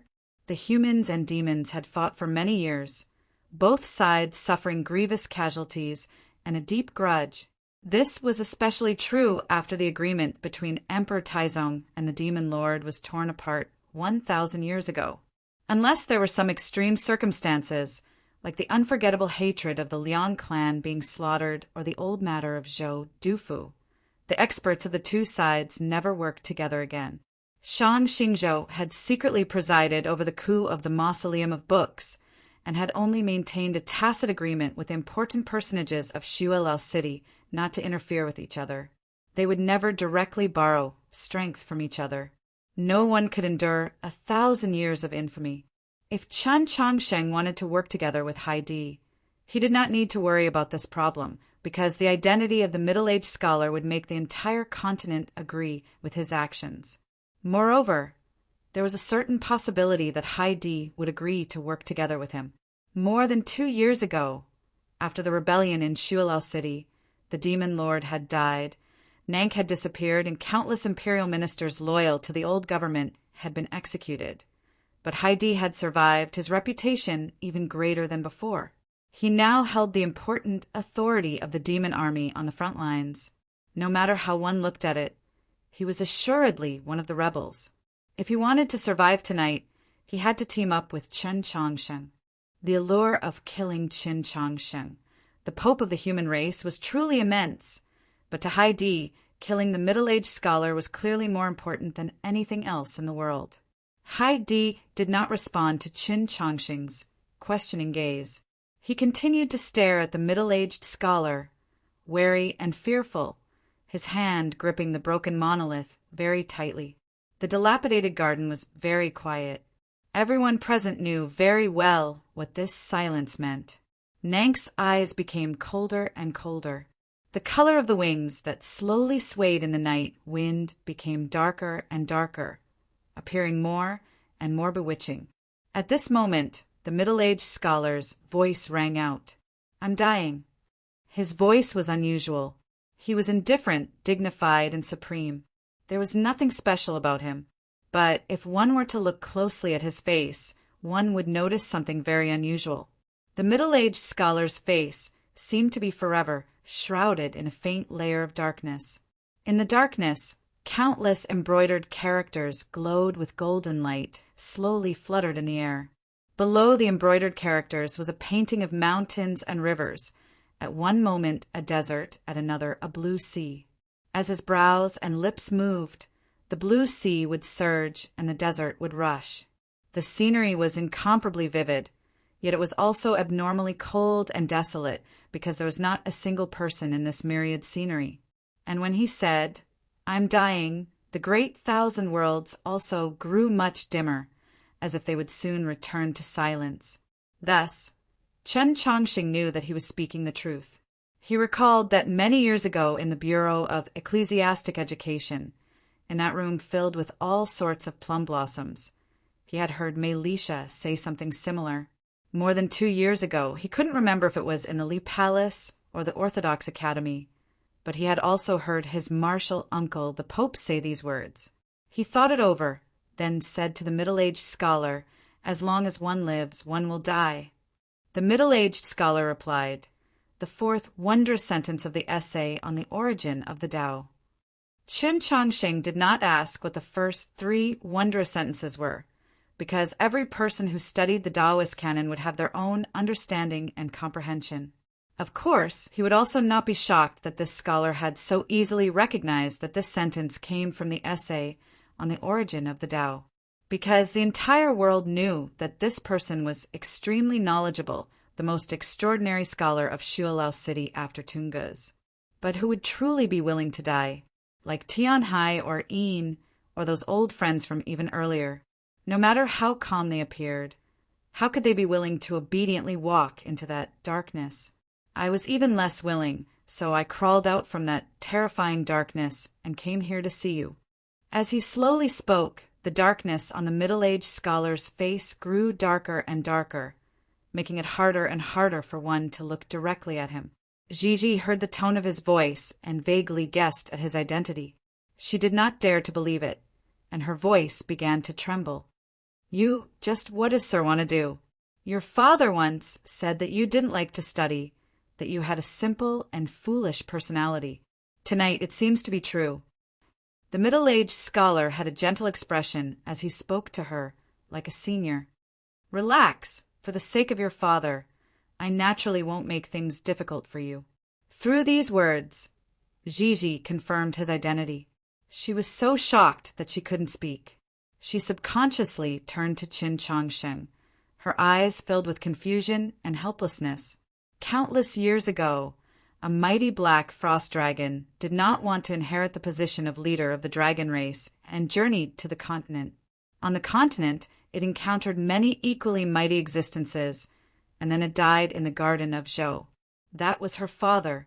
Of those mighty existences, only one was her father's friend, or perhaps it was better to say that her father only admired that one. With the passage of time, the great Zhou had changed several emperors. The Mountly Sword sect had changed 3 sect masters, and the Tang clan had changed its head twice. Only that person forever sat at the highest point of the divine palace. As a result, many ordinary people had the mistaken belief that since ancient times in the entire world, the demon race had only had one, the Demon Lord. Yes, the middle-aged scholar was the Demon Lord. He was the most powerful and most talented sovereign in the history of Shualao City, the emperor that the demon race prostrated themselves to, and the enemy that the human race feared the most. If not for the fact that countless geniuses had suddenly appeared in the human race at the beginning of his reign, the demon race would have long ago occupied the entire continent under his leadership. But whether it was Zhou Dufu, Qin Xuanba, Emperor Taizong or Wang Jizha of 1,000 years ago, or Tian Hai, Yin, and Shang of 1,000 years later, none of them could truly defeat him. Even when facing the human experts that surged forth like a sea of stars, he still led the demon race to stand firm on the northern continent, just like the eternal darkness over Shualao City. From every angle, he was the mightiest demon lord of his generation, whether it was since ancient times or in the heavens above and the earth below. Don't respectfully walk into that darkness. Of course, it comes from that poem. Interstellar travel is so good because of that poem. It's the complete opposite of the last point. Nolan needed to make a conclusion that everyone could accept, which I find extremely regrettable. I thought that this sort of attitude was the sharpest and most powerful. Chapter 7, 71. 1,000 years ago, it was him. 1,000 years later, it was still him. But in the end, the Demon Lord was unable to escape the laws of history and fell in a rebellion. Of course, according to the rules of history, the initiator of this rebellion must be his most trusted subordinate. As the left and right arms of the Demon Lord, military advisor Blackrobe and the Demon Commander had spent countless years vying for power, opposing each other with equal harshness, and their hatred was extremely deep. It was only because of the Demon Lord's supreme prestige that peace was barely maintained, and was this not the result that the Demon Lord was most willing to see, even deliberately indulging in? Who could have imagined that they would join hands and launch a most secretive attack on the Demon Lord? The Demon Lord who had returned from Mount Han had not yet recovered from his heavy injuries, and now he had suffered such a bitter betrayal, falling into the endless abyss. In the end, the throne fell onto his youngest son. At the very beginning, both the nobles of Shualao City and the humans of the south believed that this young Demon Lord was a puppet pushed out by Blackrobe and the Demon Commander. Only when divine General Han Qing was lured to death by this young Demon Lord through an extremely sinister method did the entire continent finally understand that he was the true instigator of this rebellion. For the sake of the imperial throne, brothers killing each other or father and son killing each other were not rare occurrences in both the demon race and the human race. In short, the demon lord that no one, from Zhou Dufu and Emperor Taizong to the Tianhai Divine Empress and Yin and Shang, had ever been able to truly defeat, ultimately fell into the stinking gutter of history, defeated at the hands of his own son. But didn't he die in the endless abyss? Why would he appear in this snowy ridge at this time? As they looked at the middle-aged scholar by the lake, and Hua and the deputy general paled and found it difficult to breathe. This was the question that everyone present wanted to know the answer to the most. Nang stood in front of Qin Changsheng and said nothing. She knew very well just how painful of a price she had to pay to climb out of that endless abyss. Even she did not want to recall it again. The demon lord naturally would not explain. He said to Qin Changsheng, "I'm only about to die, but I'm not dead yet. I don't want to die, so I came to find you." Qin Changsheng asked, "Why did you come to find me?" The demon lord expressionlessly said, "I've come to seek your help." "You want the cinnabar pill?" Gigi suddenly asked. Her voice was a little tentative, but it could also be said to be hopeful. "It's not enough. There's too little blood mixed into the cinnabar pill." The demon lord's answer shattered her last hope. Hai Di and Hua and the deputy general couldn't help but be stunned by these words. There was blood in the cinnabar pill? Whose blood? If the Tang's 17th master heard these words, he would immediately understand that the crystalline red threads in the cinnabar pill were not blood coral, not the blood of the little black dragon, but Chen Changsheng's blood. After a while, and Hua and the deputy general glanced at each other, seeing the shock in each other's eyes. They had also thought of the same thing. In the past few years, the story revolving around the Tianhai Divine Empress, the venerable Taoist Master Shangxingzhou, the Emperor, and the Pope had long since spread to the world. Through the guidance and propaganda of the Orthodoxy, everyone knew that His Holiness the Pope possessed an innate sacred body and that his true blood contained countless sacred lights. It turned out that the Pope had used his own blood as medicine. It was no wonder that the cinnabar pill could regrow bones and cure the dying. It was no wonder that the number of cinnabar pills was so limited that only a small bottle could be refined every month. It was no wonder that the Pope had not spread this recipe. It was simply impossible to imitate this pill. Besides the Pope, who could provide this medicine? As she looked forward, and Hua felt that Chen Changsheng's figure had grown even larger, bathed in the starlight, incomparably divine. "I am using my blood to save all living beings. What sort of benevolence is this? What sort of emotion is this?"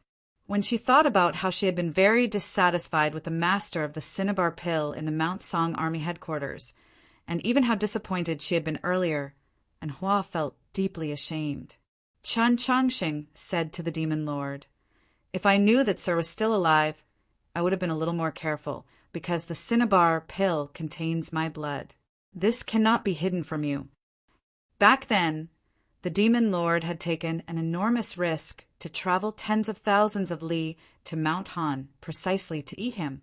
After the coup of the Mausoleum of Books, the Pope had said to him that the only person in the world that still dared to lust for his true blood was the demon lord.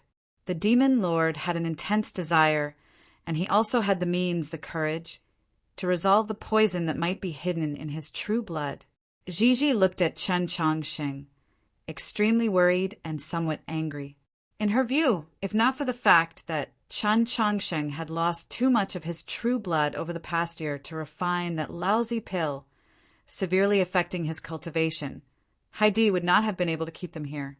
Thus, they naturally would not have needed to face such a terrifying situation. The demon lord calmly said, "Since I am still alive and have allowed me to find you, perhaps this is your fate." Qin Changsheng looked into his eyes and said, "Sir should be well aware that when I was born, I was a poisonous fruit." The corners of the demon lord's lips perked up, revealing an enchanting smile. The mountains and rivers on his face suddenly brightened, and his voice became exceptionally gentle and pleasant. "I am a man. In the end, I have more courage than little Tianhai, and I have more years than her, have seen more of the world. Perhaps I can resolve these problems." Chen Changxing vaguely understood what he meant and said, "But you are also not confident." The demon lord replied, "Even if I am not confident, it now seems that you are confident." Chen Changsheng silently gazed at the wisps of ice drifting down in front of him. The demon lord looked into his eyes and said, "The fact that the cinnabar pill did not poison those human experts to death means that you have already found a way to remove the poison in your true blood." Qin Changsheng silently thought to himself, "What poison could there be? It's just a conflict between different divine laws." Gigi couldn't help but ask, "Do you really want Qin Changxing to remove the poison of his own accord and then offer himself up to you to eat?" "Why not? Once I eat you, my old wounds will be healed and I will be even stronger than I was in the past. I will naturally return to Shualao City and seize the throne. Although I am confident that I will obtain the final victory, not even I can completely see through Black Robe and Big Girl's brains, and that unfilial son is a pretty good madman. Thus, this will assuredly take a very long time, assuredly plunged into a bitter battle. It is highly likely that my divine race will not be able to advance south for several hundred years. Is this not the greatest benefit to your human race?" The demon lord calmly said to Chen Changsheng, "The Taoist faith has always emphasized benevolence in ruling the world. You, as the Pope, did not hesitate to use your blood as a pill for the sake of saving all living beings. Why not transform yourself into a pill and let me consume it? I can also save all living beings and even more. Your death can be exchanged for several hundred years of peace. Why not?" This was clearly an absurd proposal, but as he slowly said it, it seemed somewhat reasonable. Gigi could not bear to listen any longer and yelled, "Then why don't you go die yourself?" Chapter 772. The demon lord naturally would not die just because of a few words from someone else, as he had a callous personality and an unyielding will. Of course, generally speaking, even if one didn't have this special trait, no one would die because of someone else's words. This had nothing to do with selfishness. It was related to the nature of life. But GZ was worried about Chen Changsheng. Chen Changsheng had been well versed in the Taoist canon since he was a child, and he cultivated the Tao of following his heart. His conduct was always different from others, and after the coup of the Mausoleum of Books, there were new changes. He was living too indifferently now. In other words, before that, he valued his life immensely. Whether it was his diet, his daily life, or his cultivation, they were all based on this aspect. But now he began to drink alcohol. Although not much, he ate a lot of beef and mutton. Although he still didn't eat much roasted meat, he didn't care as much as before. He seemed to care more about what he could do with his life. Thus, he had left the capital for the greater good, becoming the first exiled pope in history. That was why he had appeared on the battlefield of the snowy plains last year, fighting bloody battles with the wolf cavalry and almost dying there. This was why the cinnabar pill had appeared. After leaving the capital, no, before that, I kept thinking about what I should do now that I could live for so many years. At the very beginning, I wanted to help the human race on the battlefield. But later I discovered that this wasn't right because my cultivation and strength weren't enough to change the course of the battle. Although my medical skills weren't bad, they weren't that special when compared to the divine priests and doctors of the sacred hospital. There was a limit to what one person could do. In the end, I suddenly thought of making the cinnabar pill. He said to the demon lord, "I truly do want to save a few more people, but Sir is still wrong on one point. I have never thought about saving all living beings, as I do not have such a great ability. I can only save those concrete and visible people. Moreover, there is a very important problem. If I use my true blood to refine the cinnabar pill to save people, although it is somewhat taxing on my body, it will not cause me to die. You advise me to save all living beings, but I will have to pay the price of death, so I cannot accept your proposal." The demon lord said, "There is some truth in that last sentence." Chen Changsheng said seriously, Most importantly, you said that eating me can make the demons unable to invade South for hundreds of years. For me, this is meaningless. The demon lord asked, "Oh, why is this meaningless?" Chun Changxing replied, "Because we don't care if you go south or not. We were going north in the first place, to Xuelao City." When he said this, his eyes were wide open and bright, like the endless waters of a lake, so real and so clean, so convincing. As expected of the youngest pope in history, he's much more hot-blooded and interesting than those old fellows from before. Of course, he's also much more childish. The demon lord smirked at him. "Do you really think that I'm asking for your opinion? You're not asking for my opinion. You're trying to convince me or weaken my will." Chun Changxing said, "Because you know very well that even if you can kill me, you can't control me as easily as you did in the past. I have the ability to destroy my own body and burn all the blood in my body before you succeed. This will make you gain nothing and lose your last hope." In truth, he did not say that before the demon lord succeeded, he still had a chance to leave. This was because he did not want to alert the other party in advance. Most importantly, he wanted to try and see if he could bring the other humans here with him. The demon lord calmly gazed at him in silence for a very long time. The crisp clatter of metal on metal and an even colder voice rang out at the same time. "You owe us 2 lives. Nank threw the insignia of the Zhu clan and insignia of the Mount Song army on the ground in front of Chun Changxing." These words were even more sophistry and unreasonable than the demon lord's. Gigi pointed at Heidi and said, "We killed a few of your clan's traitors, and we've also delayed this big guy for you to deal with. How are we going to settle this debt?" Nank thought this over, but said nothing. Chun Changxing was very gratified. He had never been skilled at arguing or unreasonable pestering, except in front of Su Yurong. In this aspect, he was always at a disadvantage against anyone, even the wooden Nank. Fortunately, he had no lack of experts in this aspect at his side. At the beginning, there was Luo Luo, later on, there was Tang 36, and now there was Gigi. Nank seemed to understand something, and added, "Putting aside the past, a life for a life is also fair." Surprised, Gigi asked, "Whose life are you prepared to use to exchange for Chun Changxing's?" "We won't touch you," Nank replied. "That's naturally his own life." Gigi asked, "What nonsense are you talking about?" Nank calmly replied, "We can kill him now, but if we don't kill him now, we'll be sparing his life and then having him use his life in exchange. This is very fair. You can do that?" Gigi's eyes widened in disbelief. Nank looked at Gigi and asked, "You don't understand?" Gigi seriously replied, "Dog fart." Nank said, "You have to be reasonable." Gigi said, "You have to be shameless." There were countless girls in the world, but there was no question that Nank and Gigi were the strongest and most dangerous of them all. But when they quarreled, they were still 2 girls. It was rather laughable and made one feel very helpless. As they spoke, no one noticed that Chun Changxing had stealthily retreated a few steps. At this moment, he was only a few steps away from Enhua and the deputy general. He only needed to take 2 more steps to reach them. But just when he was prepared to move, a gust of cold wind blew by the lakeshore. The air stirred and countless fragments of light scattered behind him.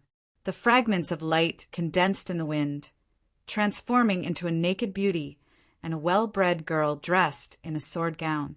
They silently appeared behind Enhua and the deputy general, their hands on their throats. Ignoring Gigi, Nank expressionlessly said to Chun Changxing, "Now you have 3 lives." From the very beginning, Chun Changxing had been thinking about how to send Enhua and the deputy general away. He had never imagined that Nank had already seen through his plans and had even made arrangements beforehand. This made him feel rather regretful. He thought, "Since Nank has appeared, how could I have forgotten about Nank's 2 wings?" Gigi angrily called out. She had argued with Nank in order to cover Chun Changxing's movements, but she had failed, so she couldn't help but feel somewhat angry. The nude demon beauty gently wrapped her arms around Enhua's neck. a pair of demon horns faintly visible amidst her waterfall of black hair. Paired with her beautiful and picturesque appearance, she was incomparably alluring. Gigi's little face reddened, and she spat again, saying, "Shameless masters indeed have shameless maids." These two beauties were spiritual bodies, which was why they had been able to hide from his and Gigi's senses and stealthily alter the situation. It was also precisely because they were spiritual bodies that they were especially sensitive. Seeing Gigi filled them with boundless fear, and even though Gigi called them shameless, they did not dare to do anything. The well-bred girl, dressed in the sword gown, slightly lowered her head, somewhat uneasy. The naked demon beauty was a little bolder and did not dare to retort. Instead, she chuckled and puffed out her chest, causing her soft parts to stand out even more and her two red spots to stand out even more. Gigi's demonic pupils constricted as she yelled, "If he wasn't here, I would have frozen you and this woman into slags." The demon beauty froze, thinking, why does the dragon girl also hate the woman she's holding hostage so much? And Hua was very nervous and couldn't help but raise her head to look. Gigi looked at Anhua and hatefully said, "What are you looking at? Aren't you the one who caused this trouble?" Anhua's gaze fell on the nearby stretcher. As she looked at the array master on his last breaths, she thought, so many people have died tonight to save this person. She felt deeply ashamed and lowered her head in silence. Qin Changsheng looked at Gigi and advised, "Is there a need to be so violent?" Since they were conversing, they naturally looked at each other. Amidst the chatter, amidst the ice, the two's gazes met. A voice suddenly resounded without the slightest sign. This voice was extremely complex, consisting of at least several hundred syllables. It was extremely strange and difficult to understand, and its qi was extremely distant. It seemed to come from an ancient era and contained an endless amount of information. This voice came from Gigi's lips. Her expression became abnormally solemn, even divine, and her black dress madly danced in the wind. A dragon's cry. There's something that I think is very important to say to everyone. 2 years ago, after the conclusion of the Coming Night novel, for a few technical reasons, the epilogue I wrote ended up being posted on Weibo and in the book review section. I don't know if all my readers have seen it, but last night I also posted it on the Coming Night novel at the beginning of the novel in the public section. If everyone is interested, there is no harm in taking a look. If you haven't read the epilogue of Coming Night novel, but are a reader of Coming Night novel, I highly recommend everyone to take a look. In addition, there are quite a few loose ends in this chapter, mainly because the words I wanted to write are all forbidden. There was nothing that could be done, so I could only make it monotonous. I ask for everyone's understanding. All right, I've said enough nonsense. I wish everyone a happy life and that the stock market is booming. Chapter 773. Dragons were the divine beings of the highest level on the continent, and they possessed a crushing advantage over beings like monsters and spirits. Upon hearing the dragon cry, the demon beauty and the noble girl instantly paled and let out shrill screams. Their spirits instantly turned incorporeal as if they would scatter at any moment. Qin Changsheng would not let this chance slip by. Using the Yesher step, he stepped on the Jinstar and broke through the void. With a wave of his right sleeve, he swept up Anhua and the deputy general. With this wave of his sleeve, he also seemed to sweep up the many stars in the night sky, because the world suddenly turned dark. In truth, this was because the many stars in the sky had been obscured. Gigi vanished from its original position. A black frost dragon appeared in the night sky. Its mountainous body completely obscured the starry sky above the snowy valley. This was an abnormally spectacular and terrifying sight. In Gaoyang village on the other side of the mountains, a drunken soldier saw this sight and thought that his eyes were playing tricks on him. When he realized that it really was a black dragon, he fell unconscious. Soon after, even more people in Gaoyang village saw the black dragon stretching across the night sky. Cries of alarm and cries rose and fell, never ceasing. There were no cries of alarm in the snowy valley, much less cries. There was only the sound of something hard being frozen and torn apart. Countless strands of chi imbued with frost surged out of the mouth of the black frost dragon and fell to the ground. The fluttering ice that filled the sky was instantly frozen into even finer powder. The dried-up lake bottom was directly frozen and cracked. The newly emerged hot spring didn't even have time to disperse before it was frozen into a glaze-like ice liquid. Then, that ice liquid was frozen and cracked once again. Wherever this cold chi went, all things in the world were frozen and then cracked apart. This was the Black Frost Dragon's strongest and most terrifying technique, the Deep Freeze Dragon's Breath. The Deep Freeze Dragon's Breath was filled with frost and snow, but this was no ordinary frost and snow. It descended with incredible speed, more like a torrential rain that enveloped the entire lake and garden. With a frightening ripping sound, countless tiny tears appeared on Nank's dress, and the Southern Cross swords in her hands showed signs of being eroded by ice. Cracks could already be seen on the hilts of the swords. In an instant, she was injured. Blood that had been dyed in color by the frost splashed into the night sky. A sharp and ruthless howl burst out from her lips. The two demon beauties scattered, turning into countless tiny specks of light that floated over, desperately surging towards her back, forming a pair of demonic green wings. The green light illuminated the dark lake garden, drawing countless strange lines that were hard to distinguish. Nank was like a bolt of lightning, shuttling back and forth across the surface of the lake that was covered in snow and frost, dodging the deep freeze dragon breath that descended from the night sky. The seal that Wang Jitsa had placed on Gigi back then had not been completely removed, so she had not recovered all of her strength. Even if she had recovered, she was still not an adult black frost dragon, so the range of the deep freeze dragon breath was still limited. If Nank could fly out of the range of the deep freeze dragon breath, she would be able to escape from this calamity. At this moment, another ray of light appeared. It was not the green light drawn by Nank's wings in the darkness, but an even warmer red light, like the reflection of the setting sun on the surface of a river. Dusk filled the abandoned garden, and the setting sun shone in the night sky. With a clang, the dagger was unsheathed. Chun Chongxing used the hanging sunset of the three forms of Wenshu-A that spread sword intent the fastest and had the widest range. Countless sword glows surged out of the sheath, like 10,000 golden rays of light in the river, rising with the wind, or like the net cast by a fisherman on a small boat. The second move was the three songs of the fishing boat of the Mount Li sword style. Countless swords exploded forth, flying in every direction in the night sky. The incomparably sharp sword intents cut through everything in the world, forming an impenetrable net.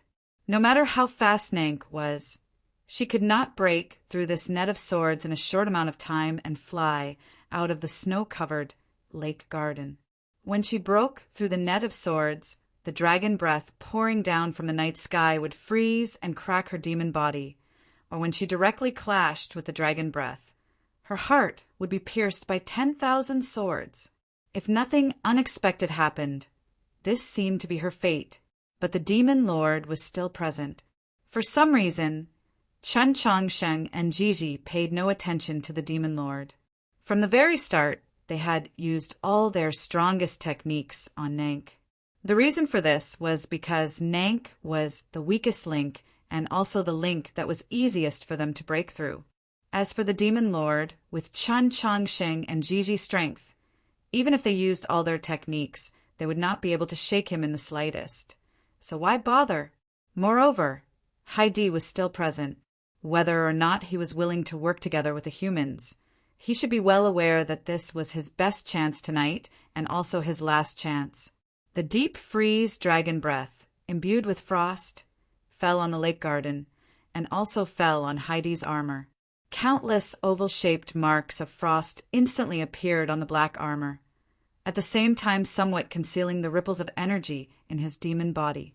Heidi would naturally act, and he would use his strongest technique from the get-go.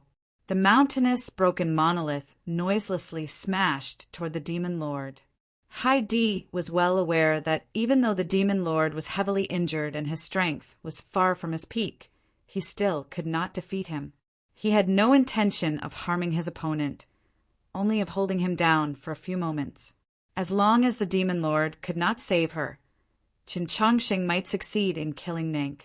Only then would they have a sliver of hope. 3 against 1. It was obvious that this was what Chongqing had been thinking from the very start, and what Heidi wanted to do was cooperate with him. Just what was the demon lord thinking? He paid no attention to the broken monolith piercing through the air, nor did he look at his daughter, who might die at any moment in the midst of the deep freeze, dragon breath, and countless sword chi.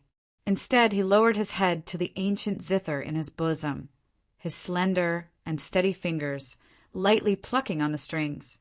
There was a clear and moving sound, and then a sudden rush.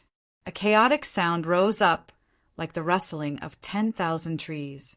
Countless zither notes flew up from the zither, disregarding the terrifying deep freeze dragon breath and flying in every direction. The starry sky was obscured by the black frost dragon, leaving the snowy valley and the lake garden pitch black like the deepest night. Suddenly, countless sparks flashed in the darkness. The sparks came from the friction and collision, not from stone against stone, nor from metal against stone, but from the friction and collision of zither notes and swords. The countless swords that Chongqing had thrown out with the hanging sunset and the 3 sings of the fishing boat encountered countless zither notes. Each time they met, there would be a crisp sound and then a spark. Several thousand swords, several thousand zither notes, several thousand clashes, several thousand sparks blossomed in the air. It was like a massive tree of fire had appeared out of thin air. These sparks descended from the sky, but they were not frozen by the deep freeze dragon breath. When they landed on the ground, they still burned. The ice and snow melted, and the beams of wood spat out embers. The world became much brighter, but it was precisely because of this that the darkness could be clearly seen, just like the demon lord's face. Chapter 774. In the midst of the sparks, the demon lord raised his head, the darkness and mountains covering his face, coming to life. The broken monolith had already arrived in front of him. He glanced at the broken monolith. Just a glance. The broken monolith suddenly shrank 10 sometimes. This sight was extremely mystical, or perhaps bizarre. Then he stretched out his hand. He stretched out his hand and caught the broken monolith. The broken monolith could not advance another inch. To put it more accurately, when his gaze fell on it, when his palm touched it, this legendary broken monolith was unwilling to advance another step, because the broken monolith recognized who he was. The demon lord looked at Heidi and said, "Evil creature, you dare to use our weapon to attack us. I do not know whether to call you brave or foolish." Boundless fear surged out of Heidi's eyes. At the same time, countless plumes of dust gushed out from the chinks in his armor. This plume of dust was not because his demon body was exuding its chi into the world, but because it had been jolted out by a force. As the demon lord spoke, the hand holding the broken monolith shook 24,800 times.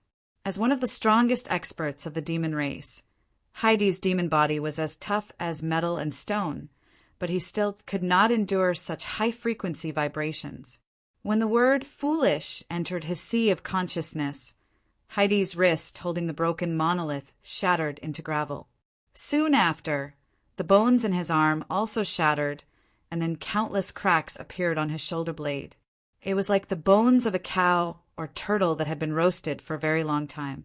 The path of those cracks was mysterious and frightening. Demon bones had shattered, but his flesh was as good as new. Only Heidi himself could see the gravel, the stones, and the patterns in his arm. He knew that he could not continue to endure. He had to think of a way to escape. 10 strange streams of demon blood sputtered out from his shoulder. His arm, as thick as a tree, flew into the sky. Heidi had cut off his own arm, and without hesitation he turned and ran. The demon lord waved his sleeve. He seemed very casual and confident, like a scholar who had composed a new poem after drinking. In his sleeve was the broken monolith in his hand. With a light wave of his sleeve, the broken monolith struck Heidi's back in a casual yet unavoidable manner. With a cracking sound, it was as if a towering tree that had been corroded for countless years finally couldn't bear it anymore and collapsed from the middle. An extremely exaggerated protrusion had appeared on Heidi's chest, like a mountain that had suddenly risen from the fertile plains in a single night. An unimaginably majestic power wreaked havoc in his demonic body, instantly causing his internal organs to shift and split open. Even his demon core began to crack. Heidi was unable to endure this enormous force. He turned into a kite and miserably drifted toward the distant snowy peaks. Looking at the snowy peak that was getting closer and closer, his vision was blurry and his consciousness was in disorder. However, he did not forget an important question.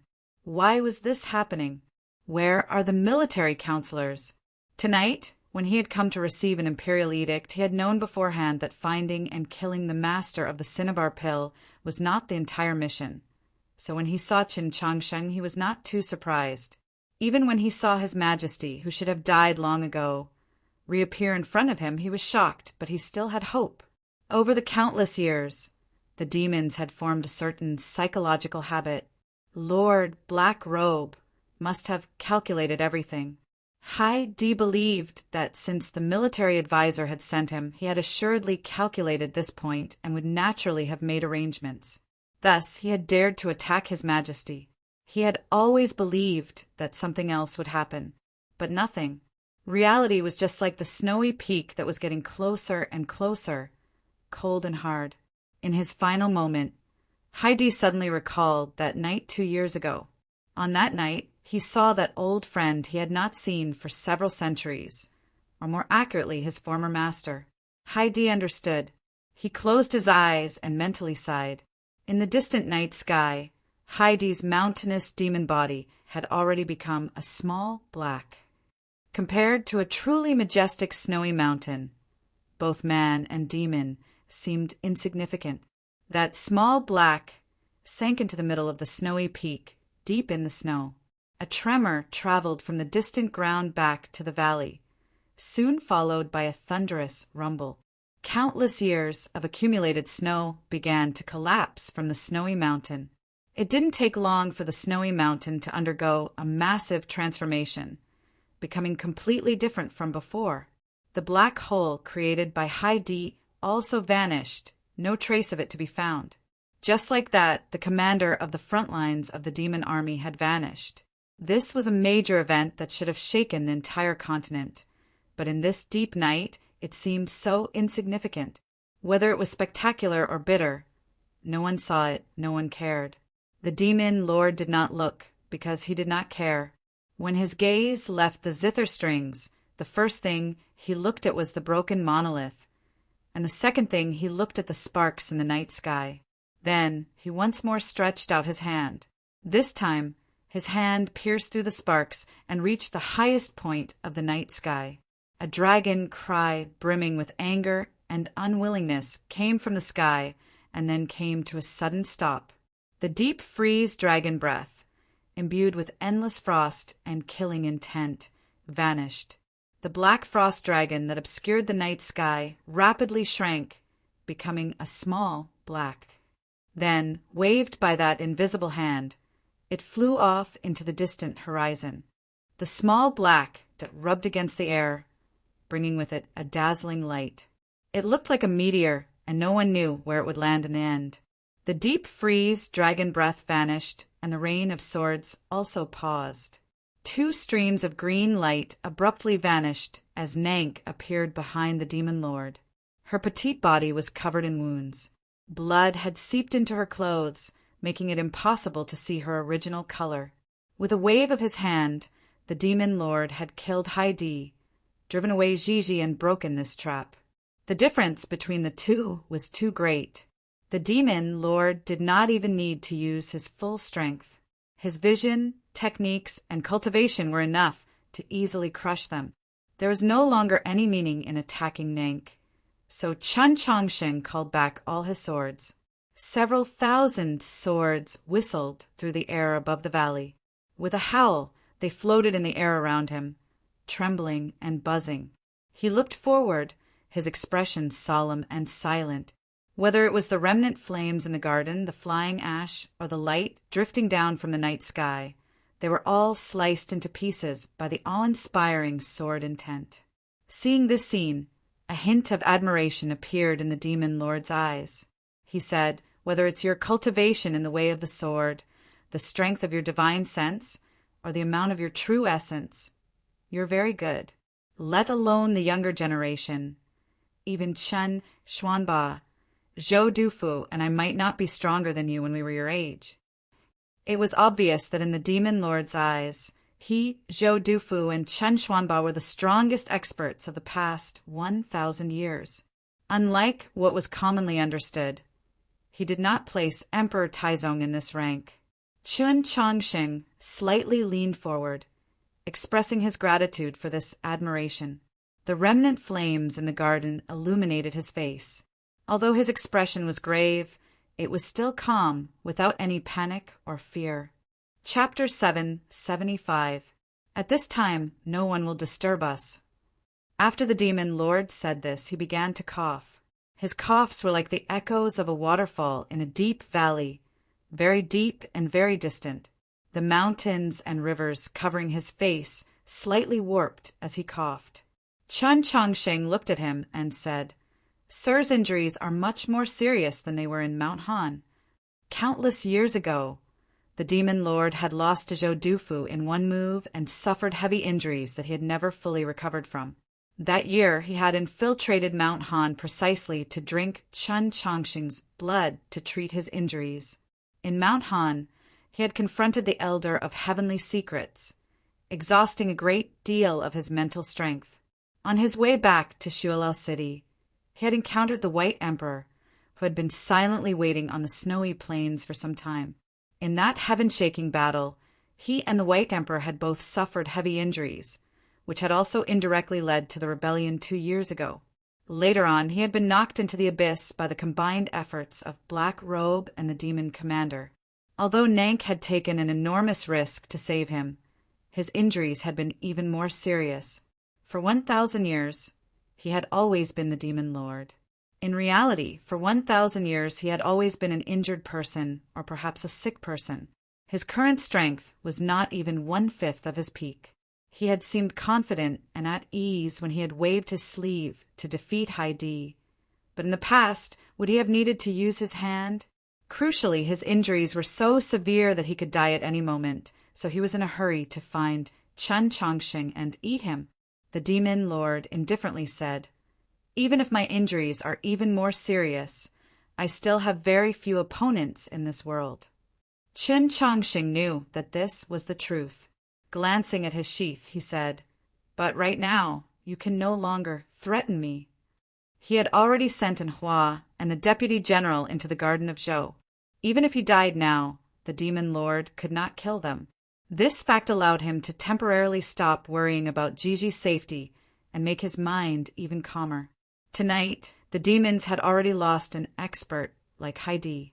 As long as he completely burned his flesh into smoke before he died, the demon lord would assuredly die as well. He was the Pope, but he was still extremely far from the divine domain. This was definitely worth it to the human race. The landscape on the demon lord's face suddenly became extremely cold, like it had turned from watercolor to ink. "You want to commit suicide." Looking at the frightened ant crawling out of a hole on the charred ground about 3 feet in front of him, Chun Chongsheng said, "This is the only way." The demon lord pointed at the string of stone pearls in his hand. "You still have another choice." Chun Chongsheng knew what he was talking about and shook his head. At the start of the battle, he had imagined that perhaps he could borrow the Garden of Zhou or the Green Leaf World to temporarily hide, but he had already given up on this idea. Firstly, This made it very easy for the demon lord to grasp traces of spatial travel and use them to enter. This risk was not too great for other people, but he was facing the demon lord. It had to be known that many years ago, the demon lord had entered the garden of Zhou and taken away a heavenly tome monolith. It was probably the broken monolith that Heidi had just used. At this moment, it had already transformed back into the small stone seal tied to the demon lord's waist. Secondly, in Mount Han, he had already confirmed that at such a close distance, passing through space in front of the demon lord was extremely difficult. In the end, Chen Changsheng wasn't willing to take the risk. He could not accept even the slightest risk of being captured by the demon lord. He could only negotiate. Of course, the basis of negotiation was that he truly had the resolve to die and that the demon lord could clearly sense it. Thus, he could not think of using the garden of Zhou to temporarily hide, not even the slightest thought. The demon lord said, "I won't let you die." Chun Changsheng replied, "I've studied the Taoist canon since I was a child and cultivated the Tao for several years. It was very arduous, but now I can at least guarantee that while I don't know how to come, I know how to go." The demon lord asked, "Even if after you die, I might kill many people to vent my anger?" Chun Changsheng replied, "I've said it before, I've never had the delusion of saving all living beings. I only care about every person I can see." "Is that so? Then you seem to have forgotten a few things." In a frenzied gale, a stretcher floated out of the ruins by the lake. With extreme ingenuity, it passed through the awe-inspiring sword array of several thousand swords and landed at the demon lord's feet. The young array master on the stretcher was still unconscious, his dark skin faintly tinged with green, as if he could die at any moment. "This is real, a concrete person that you can see." The demon lord did not even glance at the stretcher, only stared into Chen Changsheng's eyes. As he spoke, the veil of night covering his face gradually darkened, but the landscape seemed to gain some color. Chen Changsheng felt rather helpless. He had originally believed that this negotiation would be like Tang 36 had said before, with both sides raising some conditions and then doing something else. He had not expected that the other side would immediately reveal their bottom line for him to see. He truly was not skilled at negotiation, and he was even less skilled at dealing with such a complex problem while under threat. Fortunately, this complex problem was a multiple-choice question that he could solve by elimination. This question had 4 choices. He could not just watch as the injured person on the stretcher was killed by the demon lord, perhaps even tortured in the cruelest of ways because he could not bear to. He also could not possibly abandon his sword and surrender, turn himself into a pill and offer it up to the demon lord. Then there were only 2 choices left. As long as he was not in the final desperate situation, the option of committing suicide and burning his blood could be pushed back a little. Then there was only one option left: unsheathing his sword. This was the activity that had occurred in his mind in a very short amount of time. He had used the simplest method to resolve this complex problem. Unsheathing his sword, fighting, and then dying was very simple. It was much better than not knowing what to choose and spending every day feeling like a year in anxiety. He threw out the dagger in his hand. The dagger's name was Stainless, and it truly was stainless. It was absolutely smooth, absolutely sharp, and the blade could reflect all scenery. The shredded snow in the garden, the drifting flames, and the slightly deformed stars. A streak of light tore through the night sky and shot toward the demon lord. Several thousand famed swords followed, just like a dragon. Nank's pupils constricted at this sight. She very naturally recalled that battle in the Garden of Zhou. At the time, she had fused with the golden-winged Great Peng's body through the soul pivot, and her cultivation had been close to the divine. But in the end, she had still lost miserably to this sword dragon. The current Qin Changsheng was naturally much stronger than before, but the situation had changed. This sword dragon was assuredly not as powerful as it was back then. However, she was still rather worried because her father had actually still been heavily injured, and also because this sword dragon was clearly different from the sword dragon in the Garden of Zhou. If one looked carefully, one would realize that those several thousand swords were all faintly trembling, concealed and unreleased. The concealed and unreleased here did not refer to sword energy, but sword techniques. The reason those several thousand swords were trembling, giving off the feeling that they were concealed and unreleased, was because Chen Chongsheng had still not truly unsheathed his sword.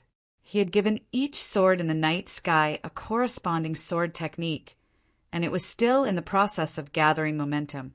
When those several thousand swords simultaneously used their own sword techniques, what sort of power would it have? Chapter 776. Nank's pupils constricted as she gazed at the several thousand swords in the night sky. To use one's spiritual sense to simultaneously control several thousand swords was already an incredible feat, let alone simultaneously using several thousand different sword styles. How had Chen Chongqing done it? At this moment, she finally confirmed that even if Chen Chongqing did not have these swords or any other tricks, just his spiritual sense, true essence, and cultivation in the path of the sword were enough to defeat her. If she did not possess the fastest speed in the world, she might not even have a chance in a direct battle with Chen Chongqing. The Demon Lord was the strongest opponent Chen Chongqing had ever encountered in his life. Against such an enemy, he naturally had to use his strongest moves. The swords in the night sky were the highest level of his sword path, the most complete display. Some of the old swords that had returned to freedom with him from the sword pool of the Garden of Zhou had been sent back to their sects, while others had been given to his friends. For example, Xian Yuanpa had obtained the Mountain Sea Sword, Zhixiu had taken the Demon Commander's Banner Sword, Sima Yu and Mo Yu had also obtained something, and many swords had been hidden by Tang 36 in the Orthodox Academy. He had not taken them away when he left the capital. Besides those old swords that were too old and needed to be nourished by sword intent, he still had around 3,000 swords that could fight with him. These swords had been in the vault sheath for many years, accompanying him day and night, their minds connected. They were as sharp as ever, their might even greater than before. Tonight, the swords reflected the light and scenery in the darkness, silently forming a dragon. They arrived one after the other, yet they were all the same. Their sword intents were equally awe-inspiring, but their sword techniques were all exquisite and extremely difficult to deal with. If Zhu Yi, Ning Shiwei, and those several hundred experts and soldiers were still by the lake, they would definitely have been routed in a single blow. The 3,000 swords pierced through the air, seeming to paint the 10,000 golden scales in the river in the night. The Demon Lord once more revealed a look of admiration as he sighed. The sword is like the person. If you can break into the divine in the future, just how magnificent and magnificent will this sword dragon be? Sighing was regret that such a magnificent and magnificent sight would never appear, because Chen Chongqing would become his food tonight. Admiration was looking down from a higher position, the valuation and expectation of a virtuous predecessor for a descendant. It was because of calmness. The 3,000 swords were all different. A single zither note from the Demon Lord was enough to easily break through them. His slender and steady fingers gently plucked the strings, emitting a crisp sound. Tonight, the sound of the zither had already resounded several times. Previously, when Chen Chongsheng's sword array was broken for the first time, it had also resounded.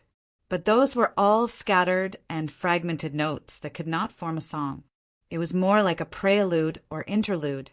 At this time, the sound of the zither finally became continuous, turning into a song.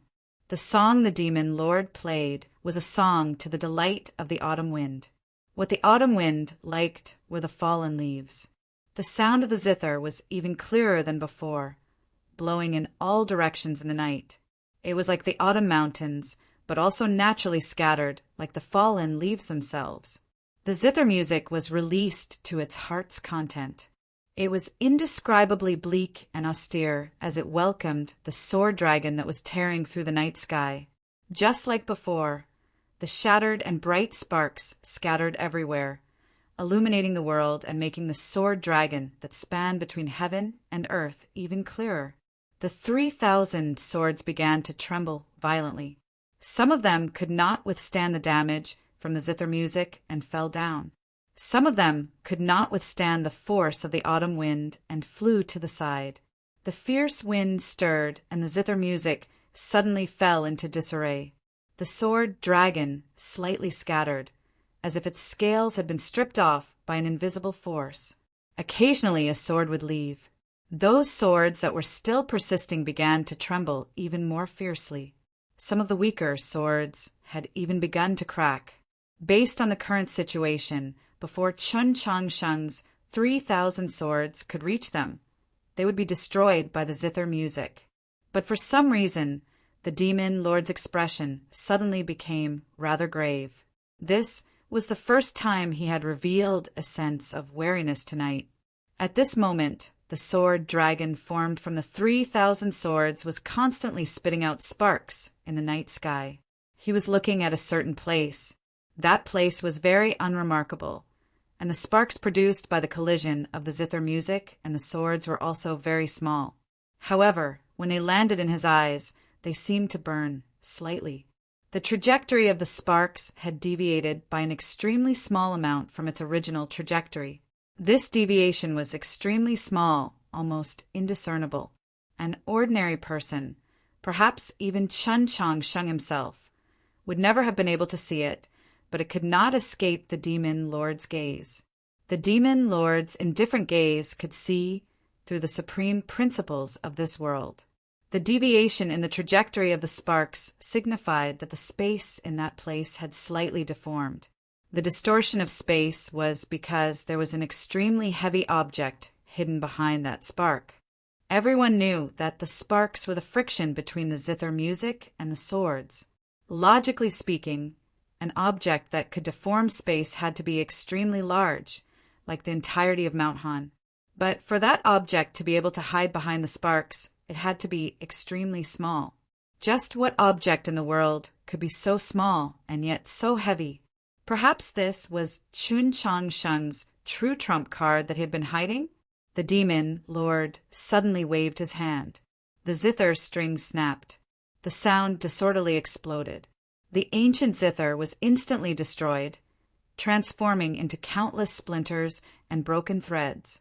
Those splinters and threads, together with the shattering zither music, shot into the night sky. Countless clear, ear-piercing, or heavy collisions resounded. The sword dragon in the night sky sputtered even more sparks and then gradually dispersed. Before the sword techniques contained within the 3,000 swords could be used, they had been broken by the demon lord. The sparks filling the sky seemed to encounter autumn, withering in a few seconds. The scene in the night sky became clear, and some objects could no longer conceal themselves. A very small stone pearl was flying through the darkness towards the demon lord. This stone pearl flew very slowly, giving off a very heavy feeling, as if it was being pulled by an invisible force. At the same time, it was pulling at the surrounding world, causing the nearby space to slightly deform. The demon lord had a rather strange expression as he said, "The Garden of Zhou really did fall into your hands." These words were naturally meant for Chun Changsheng. Then he raised his right hand and pointed at the small stone pearl. Tonight he raised his hand for the first time, catching the heavenly tone monolith and then smashing Haidi into a distant snowy peak. The second time he raised his hand, he grabbed the black dragon high in the night sky and threw it even further into the horizon. At this moment he raised his hand for the third time, his expression even more solemn than the first two times. His movements were very subtle, like he was plucking clouds, but also very grand, like he was plucking stars. With his movements, the stone pearl slowly came to a stop. At the same time, his seal floated off his belt and into the night sky. The seal and the stone pearl quietly stared at each other in a standoff, slightly vibrating and buzzing. The berserk cheese deep within them gradually calmed down. It was like the reunion of old friends, but also like the meeting of enemies, each with their own thoughts. They were silent. Yesterday, I posted on my official WeChat a concept video for the television series, Choosing the Heavens. It was very short and not real, but there was a real person in it. Chapter 777. The stone pearl seemed very ordinary, and there was nothing special about the seal. Only an extraordinary expert of the divine domain could clearly sense the violent energy contained within it, enough to overturn the world. Ever since he had infiltrated the garden of Zhou many years ago, that seal had always been tied to the demon lord's waist, so he was extremely experienced in this. Thus, he could conclude that the garden of Zhou had fallen into Chen Chongqing's hands. But he temporarily could not understand how Chen Chongqing could use that stone pearl at his level of cultivation. It had to be known that even with his profound cultivation, he still had to carefully deal with it. So how could Chen Chongqing do it? Another 3 stone pearls flew out of the darkness. The world on the demon lord's face was suddenly covered in a blizzard, making it seem incomparably somber. With a thought, the position of the seal in the night sky began to subtly change. A breeze began to blow. The demon lord's qi, as deep as the darkness, became abnormally open and honorable like a divine being. The position of the seal and the change in his qi fell on the bodies of the 4 stone pearls. This was contact as well as inquiry communication. The violent qi in the 3 stone pearls also gradually calmed down. The stone pearls and seal floated in the night sky, reflecting the starlight and faintly glowing. They seemed like real stars. Their positions were motionless, seemingly eternal and unchanging, just like a star chart. Even this was possible. Chen Chongqing's mind was stunned by this sight. He felt the oncoming night wind grow even colder, even somewhat bone-chilling. Back then, when I was observing the star charts in the mausoleum of books, I comprehended the wonders of fixing the stars. I didn't think that after more than 1,000 years, I would have the chance to use it for the first time. When he thought of those past events, even the demon lord felt emotional.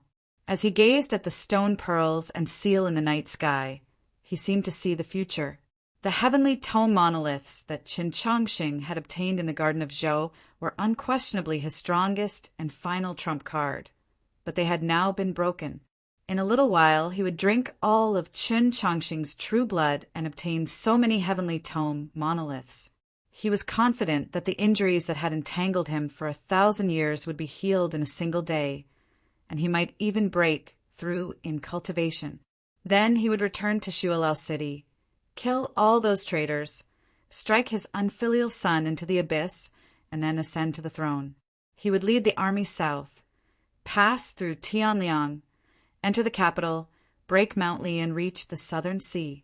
He would unite the continent, build countless ships, sail through the eastern sea, and descend on the great western continent. He would become the true master of the world.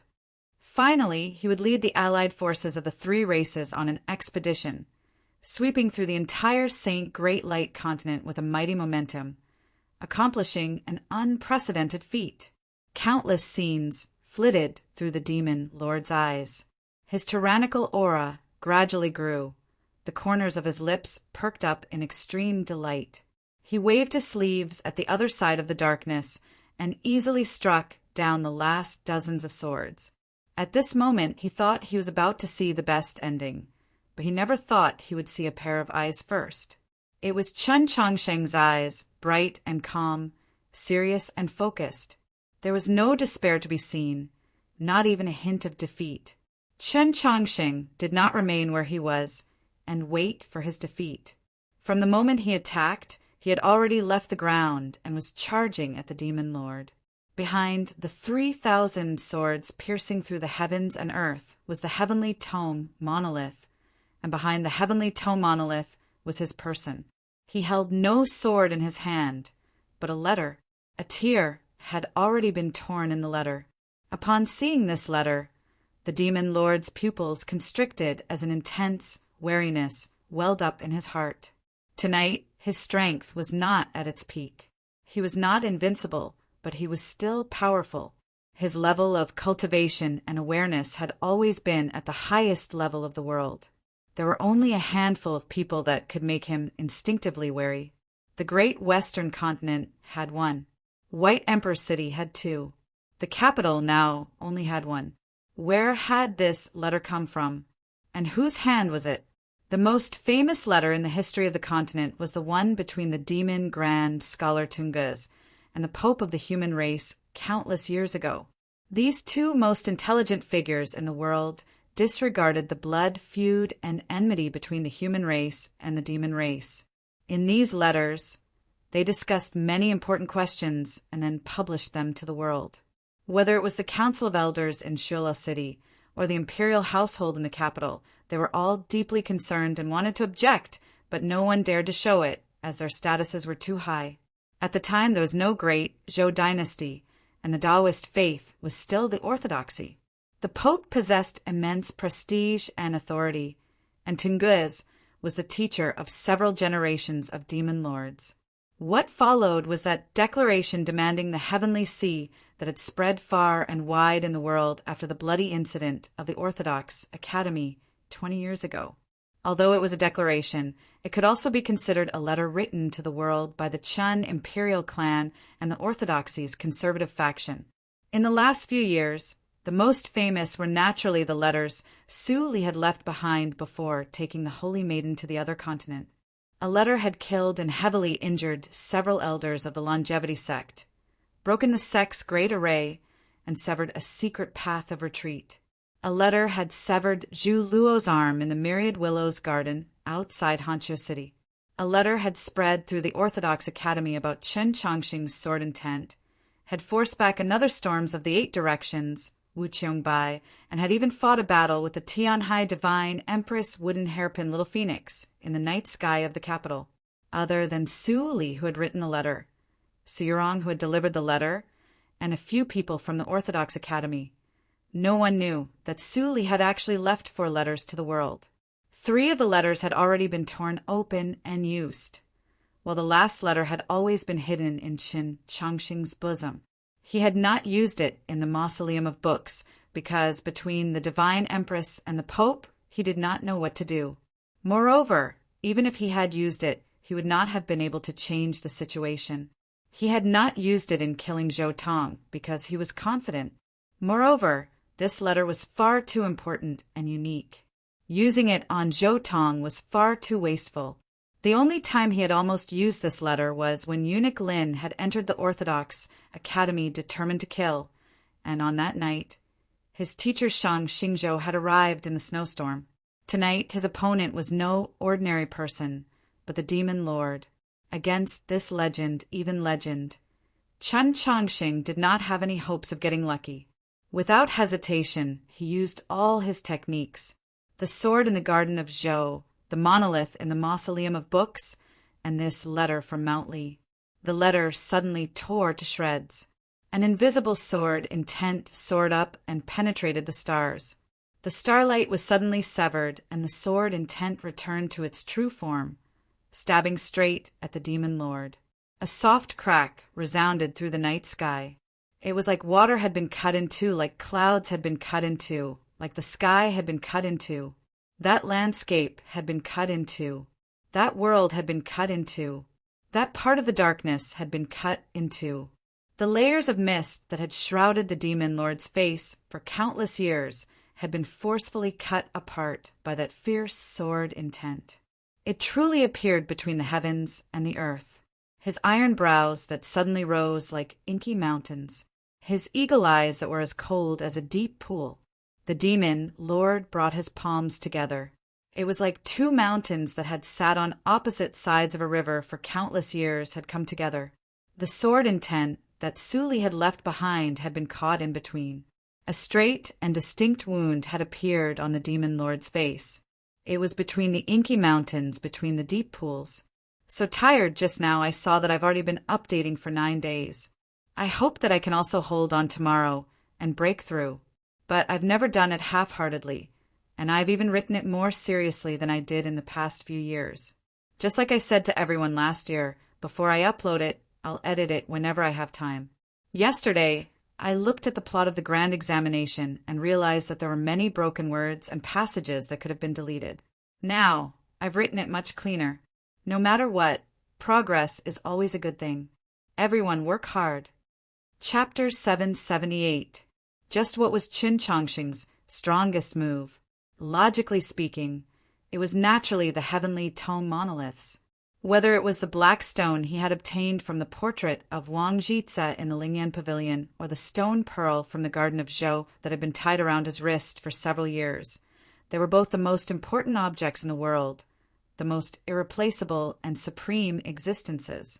But the heavenly tome monoliths were too profound. At his current level, it was simply impossible for him to completely comprehend them. Normally, he could only use them to nourish his spiritual sense, but he could not use them in battle. But tonight, he still hid the heavenly tome monoliths behind the 3,000 swords, and threw them at the Demon Lord. This was because he was keenly aware that the Demon Lord was the person in the world that understood the heavenly tome monoliths the most. So there was a high chance that his mind would be shaken. Shaken the mind was a relatively elegant way of putting it. If it was a bit crude, it was actually just to scare the Demon Lord. To scare the Demon Lord, only then could he hide the final sword and slash out an unexpected move. It seemed like his plan had succeeded. The mountains, rivers, and darkness on the Demon Lord's face were cleaved apart by this sword. A clear and straight sword wound appeared between his eyebrows, blood flowing from it. The Demon Lord's blood was naturally not red, but unexpectedly it was also not green but golden. As he gazed at the Demon Lord's face covered in golden blood, Qin Chongqing suddenly thought of a certain face on the stone wall of the Great Hall of Light. It was a god and also a demon god. An extremely callous voice resounded, echoing through the mountains and gradually resounding through the world. A cold wind howled through the mountains, and the avalanche of snow on the distant solitary peaks grew even more terrifying. Across the gap in the mountains, countless lanterns in Gaoyang village, several dozen, lay away shattered. The Demon Lord looked into Qin Chongqing's eyes and said, "Even if Su Li personally came, he would not be able to kill me with a single strike, let alone a sword and tent he left behind." As he spoke, his face was devoid of emotion. It was abnormally indifferent, incomparably solemn, absolutely divine. Then he suddenly laughed, revealing a mouthful of neat and pure white teeth. With this laugh, the divine face gained the emotion of life. It was not peaceful, only primitive, barbaric, and terrifying. Qin Chongqing looked at the demon monarch's white teeth and felt his body go cold. After leaving Xining village for the capital, and then tonight, his greatest uneasiness originated from the temptation of true blood. But in reality, in these past years, the only person who had truly expressed their intentions and wanted to suck his blood and eat his flesh was the demon monarch. And this was already his second attempt. An unimaginably vast energy directly crushed the last strand of sword intent Su Li had left in this world. The power that carried the primordial aura didn't disappear. Instead, it followed the path where the sword essence disappeared and rushed towards Qin Chongqing. Countless fine sounds rang out, like a forest suddenly welcoming a frost in midsummer, and countless insects landing on the slightly hard ground. The bones in Qin Chongqing's arms were instantly broken into hundreds of pieces. Immediately after, cracks began to appear on his shoulder blades and sternum, just like the bottom of the dried lake beneath his feet. A mouthful of blood spurted from his mouth, striking the demon lord's face. The golden blood was diluted by the blood-red color. The broken mountains and rivers seemed to have come to dusk, and the setting sun shone on the countless dead bodies covered in blood. In the opposite direction of the blood, Qin Chongqing left the ground and flew backwards. A hint of surprise flashed through the demon lord's eyes. In order to break Su Li's sword intent, he had paid no small price. The injuries that had been suppressed for 2 years had once more erupted. Yet, Qin Chongqing was not dead and could even move. This had clearly surpassed the limits of his current cultivation. It seemed that his body was even stronger than the bodies of demon experts. Why was this so? The cold wind howled. As he flew backwards, Chen Changsheng's figure flickered in and out of existence, extremely difficult to catch. It even seemed like he was appearing in several places at the same time. The darkness was filled with countless stars. His feet broke through the darkness, stepping on the positions of the stars. From the moment he began to fly backwards, he had used the Yeshur step. His body had been soaked in the true blood of the black dragon and possessed an unimaginable toughness. This was the second unexpected benefit he had brought to the demon lord. This was his last chance to escape. He only needed to take one final step to break through the darkness and go to some place in the ruins of the lake garden. There was an array prepared there, as well as an extremely secretive path leading into the depths of the mountains. Of course, even if he went there, he might not necessarily be able to escape alive. After all, his opponent tonight was the demon lord. No amount of methods, no amount of preparations, no amount of unexpected benefits could give him any more confidence. Perhaps it was precisely because he did not have complete confidence that before he took that final step, Qin Changsheng grabbed the black stone in the night sky. At the same time, his spiritual sense fell on the ground. In front of the demon lord was a stretcher. On the stretcher lay the young array master. Qin Changsheng was confident that he could send this young array master into the garden of Zhou. This way, even if he could not survive, the young array master still had hope. Yet just when his spiritual sense fell on the stretcher, something very strange happened. An extremely weak and bizarre qi followed his spiritual sense and entered his body, attacking his ethereal palace.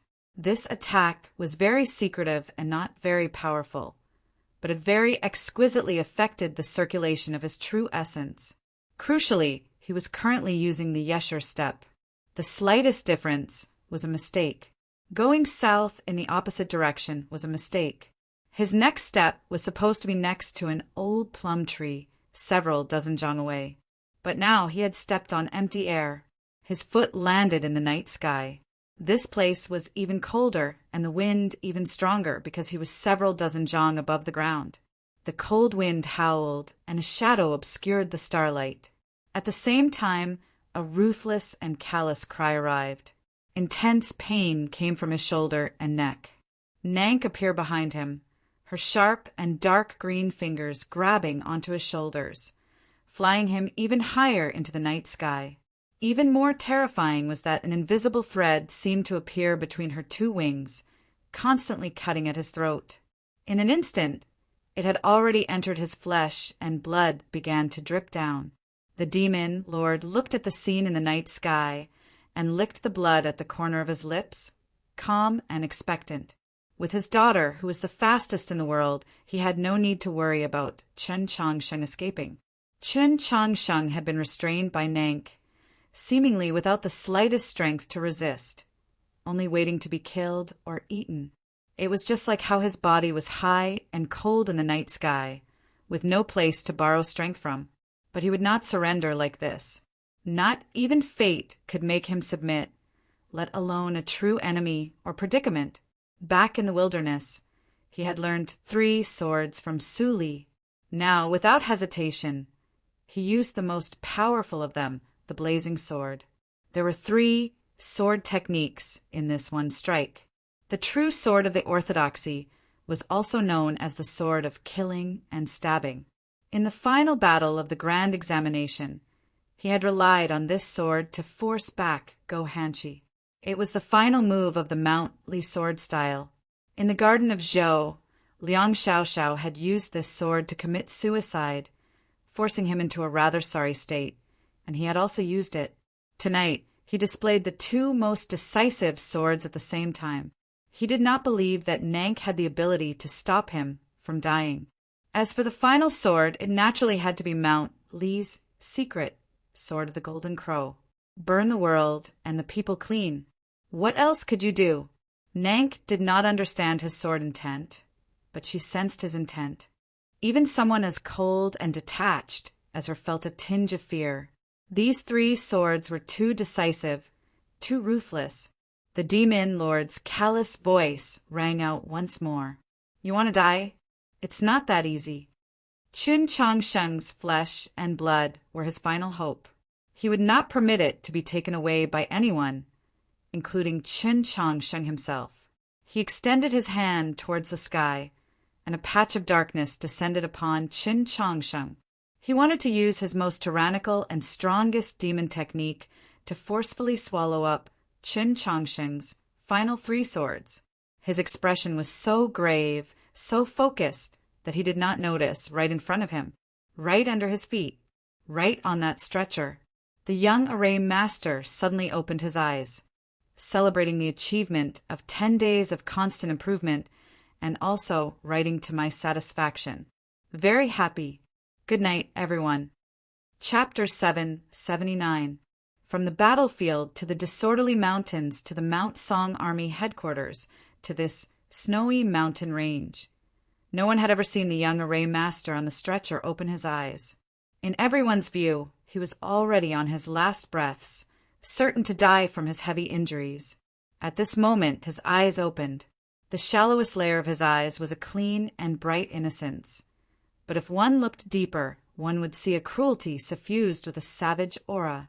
Innocence and cruelty were polar opposites, yet they often accompanied each other. When combined, they became extremely complex and serene. At this moment, Nank and Qin Changsheng were high up in the cold night sky. Qin Changsheng was prepared to use his final 3 attacks to sever all the demon lord's hopes. The demon lord was prepared to use the most tyrannical method to sever all his hopes. No one noticed that the young array master had opened his eyes, nor did anyone notice that his hand had fallen on his chest. A few days ago, he had suffered significant injuries in the great battle of the snowy plains, and his wound was right there. The young array master's hand left his chest, his hand carrying some liquid and another object. This object was a pestle-shaped stone object. Perhaps because it was stained with blood or some other reason, it was particularly mottled. The young array master gripped the stone pestle and thrust it at the demon lord's abdomen. He was lying on the stretcher, so he could only attack from below. Both his angle and intent seemed abnormally sinister and vicious, but he seemed to be doing something abnormally sacred, even somewhat pious. His movements were not slow. They were very casual, yet they were especially cautious and focused. The entire process was silent, not even stirring up a gust of wind. Not even the demon lord had noticed it. But he was not a target that could be easily assassinated. He had not noticed this sinister stone pestle, but the seal in the night sky had. The stone seal was a heavenly tome monolith that he had taken from the Garden of Zhou. After traveling the world for centuries, it had long ago comprehended and fused with him. If anyone tried to threaten the demon lord's life, the stone seal would automatically react, begin to defend, and then counterattack. Over the centuries, both the humans and the Council of Elders in Shuilao City had attempted to assassinate the demon lord, but none of them had succeeded.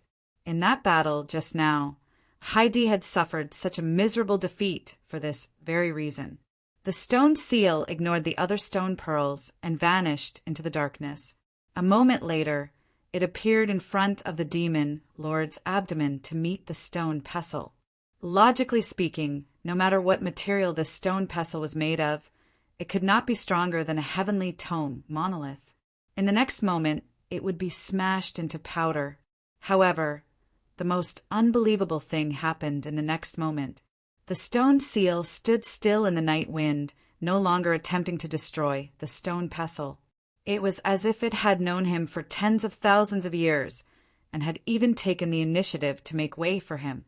Without the restriction of the seal, the other heavenly tome monoliths flew off into the darkness with a hissing sound, instantly shattering the star map. The demon lord finally sensed danger, but it was already too late. He looked down, only to see a stone pestle deeply inserted into his lower abdomen. The other end of the stone pestle was held by the young array master. The demon lord could clearly sense the chill of the stone pestle.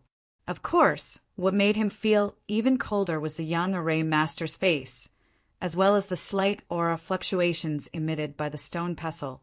Countless weak, but seemingly everlasting aura waves drifted into the night sky, as if to tell the whole world his location.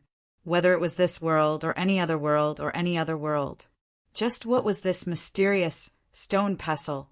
There were no records in the Taoist canon of the human race, and there was no news of it in White Emperor City. Only the master of the Demon Palace in Shuilel City knew of its origins. Because this stone pestle and its story were a secret of the demon race that could not be passed on. The demon lord naturally knew what it was. This was a divine artifact that had never appeared in this world. The astral executioner. A furious howl resounded through the night sky. Green wings tore through the darkness as Nank shot back to the ground like a stream of light. Chun Changsheng had been thrown out. Just when her berserk chi was about to approach, the young array master floated up from the stretcher and noiselessly floated several dozen jang away. He was like a speck of dust on the ground, casually moving. His movements were extremely strange, and of course he also displayed an extremely profound level of cultivation. At any other time, Nank would have paid any price to take advantage of this opportunity to kill him, but now was not the time. She lunged at the demon lord, but before she could even get close, the demon lord swept her into the distance with a sleeve of his. Chun Changsheng also fell to the ground, not far from the demon lord. He only needed to stretch out his hand once more, and the demon lord could kill or restrain Chun Changsheng, drink his blood, eat his flesh, and thus obtain new life and freedom. But he did not do this, not even glancing at Chun Changsheng. 1,000 years of old wounds, 1,000 years of ambition. They were all on Chun Changsheng's body. Suddenly, he no longer seemed to care. The demon lord lowered his head to look at his body, at the stone pestle that had been thrust into his abdomen. He then pulled it out and threw it to the ground. The mottled marks on the stone pestle had already been devoured by the golden demon blood, leaving only a rough surface. But some things remained in his abdomen, faintly exuding a dark blue light, just like a star. This dark blue light exuded weak ripples of chi into the starry sky. His clothes left behind blurs in the darkness as the seal flew through the air, held down, and then stopped. No one knew that in the blink of an eye he had traveled 1,000 li and then returned to his original position. No matter where he went, he could not break free of that dark blue light. Even that weak chi was unaffected, clearly marking his position to the starry sky. As expected, it was impossible to break free from fate. The demon lord gazed at the starry sky above his head, an extremely complex expression on his face. It was disdain, anger, unwillingness, and ultimately it transformed into a sigh of sorrow. Fate was the starry sky. If the starry sky wanted to kill you, how could you avoid it? Chun Changsheng's gaze also fell on the starry sky. His spiritual sense floated upwards, transcending the concept of time, traversing the endless river of stars to arrive at the side of that distant red star. The fated star was constantly providing him with warmth, energy, confidence, and courage.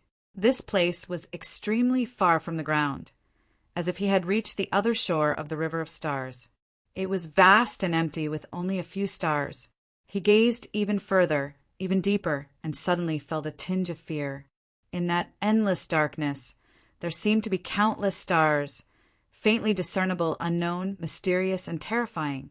Suddenly, a bright pillar of light emerged from those distant and seemingly unreal stars, shooting towards his fated star. Sweat instantly soaked Chun Changsheng's clothes and then froze into frost. Fear. Just what was this pillar of light?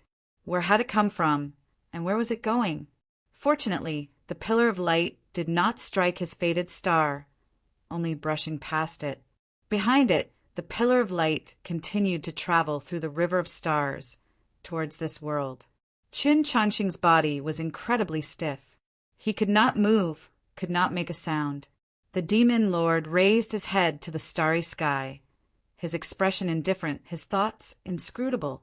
Nank's furious roar came from the distance. A pillar of light pierced through the night sky and fell upon the snowy mountains. It fell upon the demon lord. Chapter 780.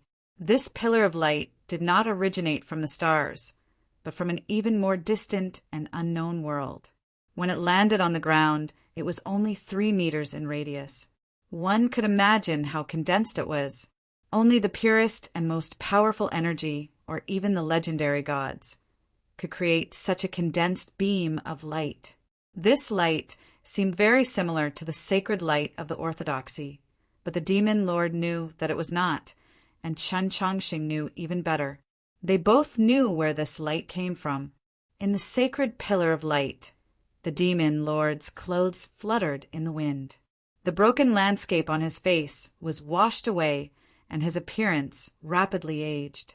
At some point, the seal formed from the heavenly tone monoliths had left the range of the pillar of light and quietly floated in the night sky. The seal faced the demon lord in the pillar of light and gently swayed.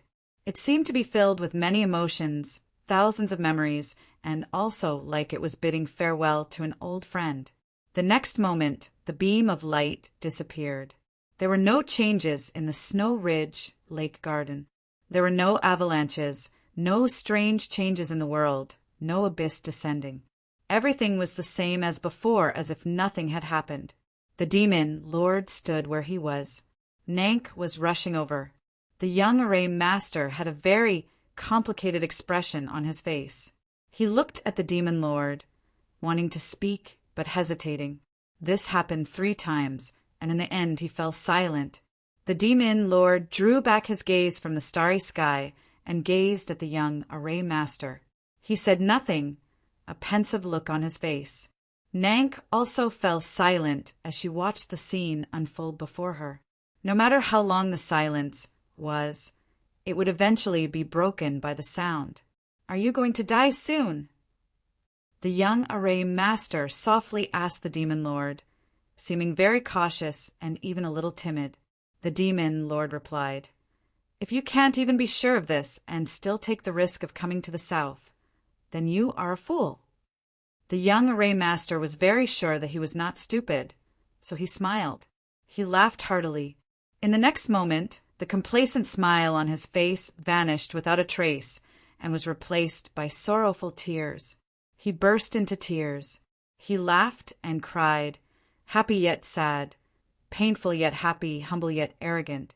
He was like a temperamental child, aggrieved and somewhat proud as he sobbed at the demon lord. "Is this okay?" The demon lord sighed. "It's enough." The young array master cried and said, "Then you will die this time, right?" The demon lord calmly replied, "Yes." The young array master's expression became somewhat nervous. He licked his dry lips and asked, "Did I perform very well this time?" The demon lord looked at him with admiration. "This scheme truly is quite good." Hearing the praise, the young array master's face immediately lit up. Even his footsteps became lighter. He walked towards the demon lord, his hands and feet dancing and bouncing around like a boulder tumbling down a lonely mountain. Nank's face was rather pale. She wanted to come over, but the demon lord stopped her with a glance. The young array master walked to the demon lord's side and carefully helped him sit, apparently not wanting the demon lord to feel any pain. He then turned to the demon lord and very seriously asked, "Father, does it hurt?" The demon lord gazed at the young array master, his eyes filled with affection and satisfaction. "Not bad." The young array master wiped away the tears hanging on his eyelashes and said, "I didn't want it to be like this either."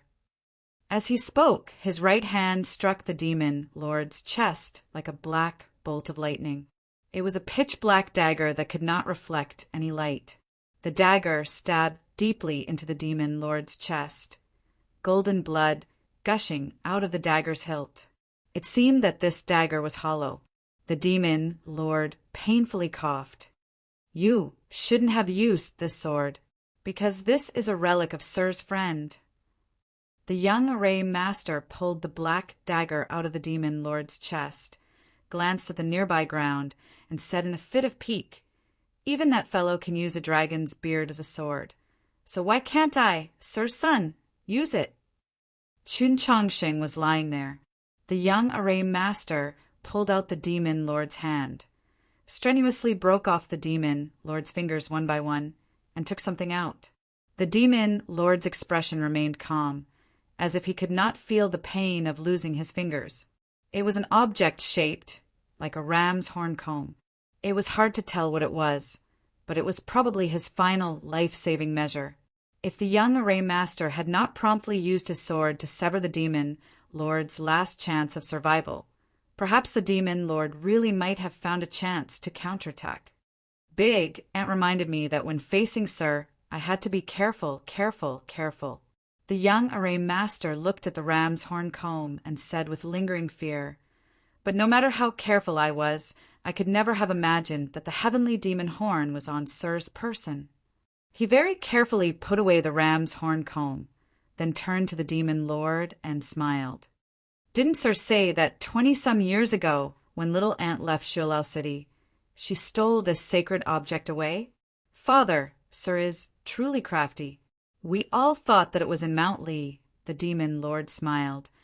"Your little Aunt was so stupid that she was tricked away by little Sue. I had to teach him a lesson." The young array master recalled the bloody incident in the longevity sect and sighed. How could this be the end of the lesson? Fortunately, Sir should not be able to continue lecturing me now. The demon lord's life was at its end, and he had no more tricks up his sleeve, so he could no longer counterattack. Only after confirming all the details did the young array master truly relax. He sat down at the demon lord's side and wiped the cold sweat off his forehead. After panting for a few moments, he finally calmed down. Suddenly, he looked at the starry sky and smiled, then shook his head, seemingly filled with endless sorrow. "In truth, I was also afraid, but what could I do? In the end, I still had to do it. Fortunately, I still won in the end." Whether it was the silence at the start or the madness at the end, whether they were standing, sitting, or lying down, the demon lord, the young array master, and Nank were all very similar. Perhaps they were different on the outside, but their minds and temperaments were completely the same, especially when they were together. They were like the Black Mountain, the white water, and the bloody moon in the extreme north of the snowy plains, exuding cruelty, blood, and mystery, yet also incomparably harmonious. If no one disturbed them, perhaps this scene would have continued for even longer, but in the end, there was still a person in this painting. And it was precisely because he was a person that he could not stand in this painting. Chun Chongsheng stood up, and the painting instantly gained a few brighter colors. That incomparably determined brightness came from his eyes and his voice. From the battlefield to the Mount Song Army headquarters to here, many people have died to protect you, to save you. If you win, what about them? He looked at the young array master and said, "No matter who you are, no matter why you've come, this is wrong." The young array master looked at him, somewhat surprised that he could still stand up. Then a mocking and derisive smile appeared on his lips. "His Holiness the Pope is truly as strange as the rumors say, but what else can you do?" Chapter 781. He spoke of His Holiness the Pope without the slightest respect, even ridicule and ridicule, whether friend or foe. This natural feeling indicated that this young array master's true identity was assuredly extraordinary. Previously, when Chun Chongsheng was preparing to leave, he had attempted to send this person into the garden of Zhou to preserve his life. In the end, he had been ambushed by an extremely tiny strand of true essence. His ethereal palace had been shaken, and his Yesher step had been thrown into disorder. Not only had he failed to send the array master into the garden of Zhou, he had also encountered an enormous danger and almost been killed by Nank. Now it seemed that it had been this person's doing. Chun Chongsheng looked at the black dagger in his hand and felt a little cold. This black dagger was probably of similar origin to his stainless sword, both forged from the beard of a true dragon. His stainless sword was the beard of a golden dragon, and this black dagger was presumably the beard of that black frost dragon. But he didn't know whether it was the demon lord's harvest from the Garden of Zhou or an even bloodier origin. Either way, he felt a chill in his heart, just like the conversation and actions of this father and son before him. Yes, the demon lord was this young array master's father. From the moment the array master called out "Father," Qin Changxing knew who he was. After the rebellion in Shuilao City 2 years ago, all the sons of the demon lord were either dead or imprisoned, with only one exception. That was the new demon lord. It was also this young array master. In the entire continent, only he dared to treat Qin Changxing, the pope of the human race, with such contempt. Qin Changxing was keenly aware that he might not be able to change anything tonight, but he wanted to say a few words because he wanted to clarify one matter. If this matter had nothing to do with him, he naturally would not care, but there were several corpses on both sides of the broken bridge. These people had come from Mount Song. The mountain path was long and covered in ice and snow, and they also had to carry stretchers. It was very difficult. Finally, they had arrived. The young array master on the stretcher had opened his eyes, but these people were dead. Thinking further ahead, the young array master had pretended to be heavily injured and had been rescued from the battlefield. Presumably, quite a few people had also died. If Zhou Tong were still alive, if Moe were present, she would probably be able to very quickly analyze the entire matter. But even though he could recite the 3,000 scriptures of the Taoist canon backwards, he could not see through this matter. So he wanted to clarify on behalf of these dead people. But just like the young array master said, even if he understood, what else could he do? Qin Changxing did not think about these things. He continued to ask, even if you had a traitor receiving you in the Mount Song Army headquarters, how could you hide it from so many people? It truly is very troublesome to ensure that someone can find you and carry me here. There are so many wounded in the Mount Song Army headquarters, and the rules you set are too complicated. It truly is very difficult to completely calculate everything. Even if the military advisor personally arranged it, it would still be very difficult. The young demon lord smiled. Fortunately, I don't need to worry about these matters. Someone will naturally handle them for me. Qin Changxing looked into his eyes and asked, "Who?" The young demon lord asked, "Besides the Tang clan, there are many people in your imperial court who have always wanted to find the master of the cinnabar pill, right?" Qin Changxing's expression became a little serious. "What do you want to say?" "I'm not talking about those trash. I'm talking about your teacher. Even my father and little sister, who were on the run for 2 years, knew that you were the master of the cinnabar pill, so how could he not know? But you truly did hide very well. If not for his lack of experience, if not for his deep understanding of you, he really would not have found you so easily." The young demon lord arched his brows, a hint of derision and sympathy in his voice. "Now you understand? I didn't even need to think about how to hide it from the people of the Mount Song Army headquarters, how to hide it from the Tang clan, because this was never my plan but your teacher Shang Xingzhou's. Whether it was the Tang clan's thoughts or the thoughts of Zhu Yi, Ning Sherwei, the Tianhai clan, or the Prince of Xiang, none of them could surpass Shang Xingzhou's thoughts. As the undisputed #1 person of the great Zhou dynasty, he stood at the highest, saw the furthest, and had the most comprehensive and accurate grasp of the situation, which was why he could borrow it at will. Borrowing power was to kill. The person Shang Xingzhou wanted to kill was naturally Qin Changxing. The mountains were slightly cold, and the lake and garden were in ruins. Qin Changxing's head was lowered, and he was alone. On a cliff in a remote part of the mountains, the Tang's 17th master clutched his throat and slowly collapsed, his face brimming with fear and disbelief. Corpses and frozen blood were everywhere on the cliff. These people were all killed by him earlier. Now he had become one of them. Although blood was still flowing out from his fingers, it was almost impossible to tell the difference between him and the others.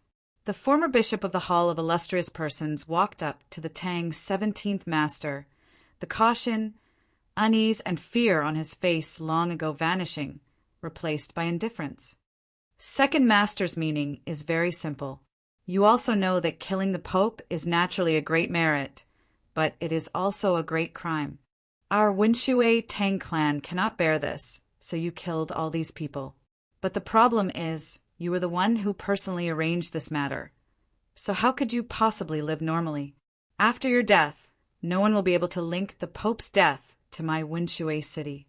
On the contrary, our Tang clan can even use this matter to make trouble for the Zhu and Tianhai clans. Perhaps in a few years, the emotion-severing sect in Hanqiu City will have to change its name. The priest's robe lightly fluttered in the cold wind, his grizzled hair and his indifferent voice.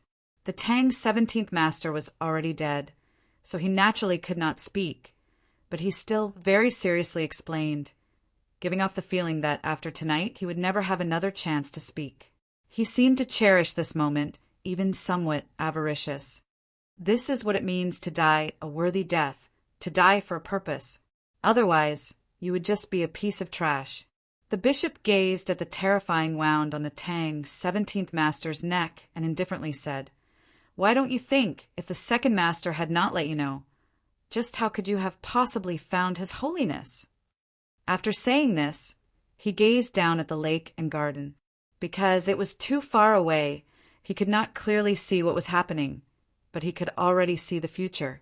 Everyone who had appeared tonight was dead, and no one would know the truth. Just who had caused Pope Qin Changsheng's death. "You're lying." Qin Changsheng suddenly raised his head and looked at the young demon lord. The one working with you couldn't have been him, but someone else. The young demon lord was somewhat surprised that Qin Changsheng had so quickly come to this conclusion. "Why, do you think that your teacher is a righteous gentleman?"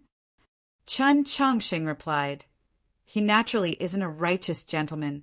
I don't like many of his methods, but I know that he isn't that sort of person. In order to overthrow the Tianhai Empress, he could form a tacit agreement with Black Robe, but he would never borrow the strength of the demons, much less work with a demon lord like you." The young demon lord asked with interest, "Why? I know that the title of this chapter is terrible. I thought about it for a long time, but I really can't think of a suitable one. In addition, today is the 13th day in a row of updates. What's going on? I'm going to ascend to the heavens." Chapter 782. Since several hundred years ago, the demon race's military advisor, Black Robe, had begun to develop spies in the human world in the south. Although on the surface, it seemed that the progress was not too smooth, but in reality, who knew how many people had secretly pledged their loyalty to the demon race? The story in the Garden of Zhou had long since proved this point. Black Robe had always been a figure that the young demon lord respected and was willing to learn from. In his view, any human could be bribed, as long as it was beneficial to the great cause of the demons. Even if it was someone who had killed his father, he could dismiss it with a smile.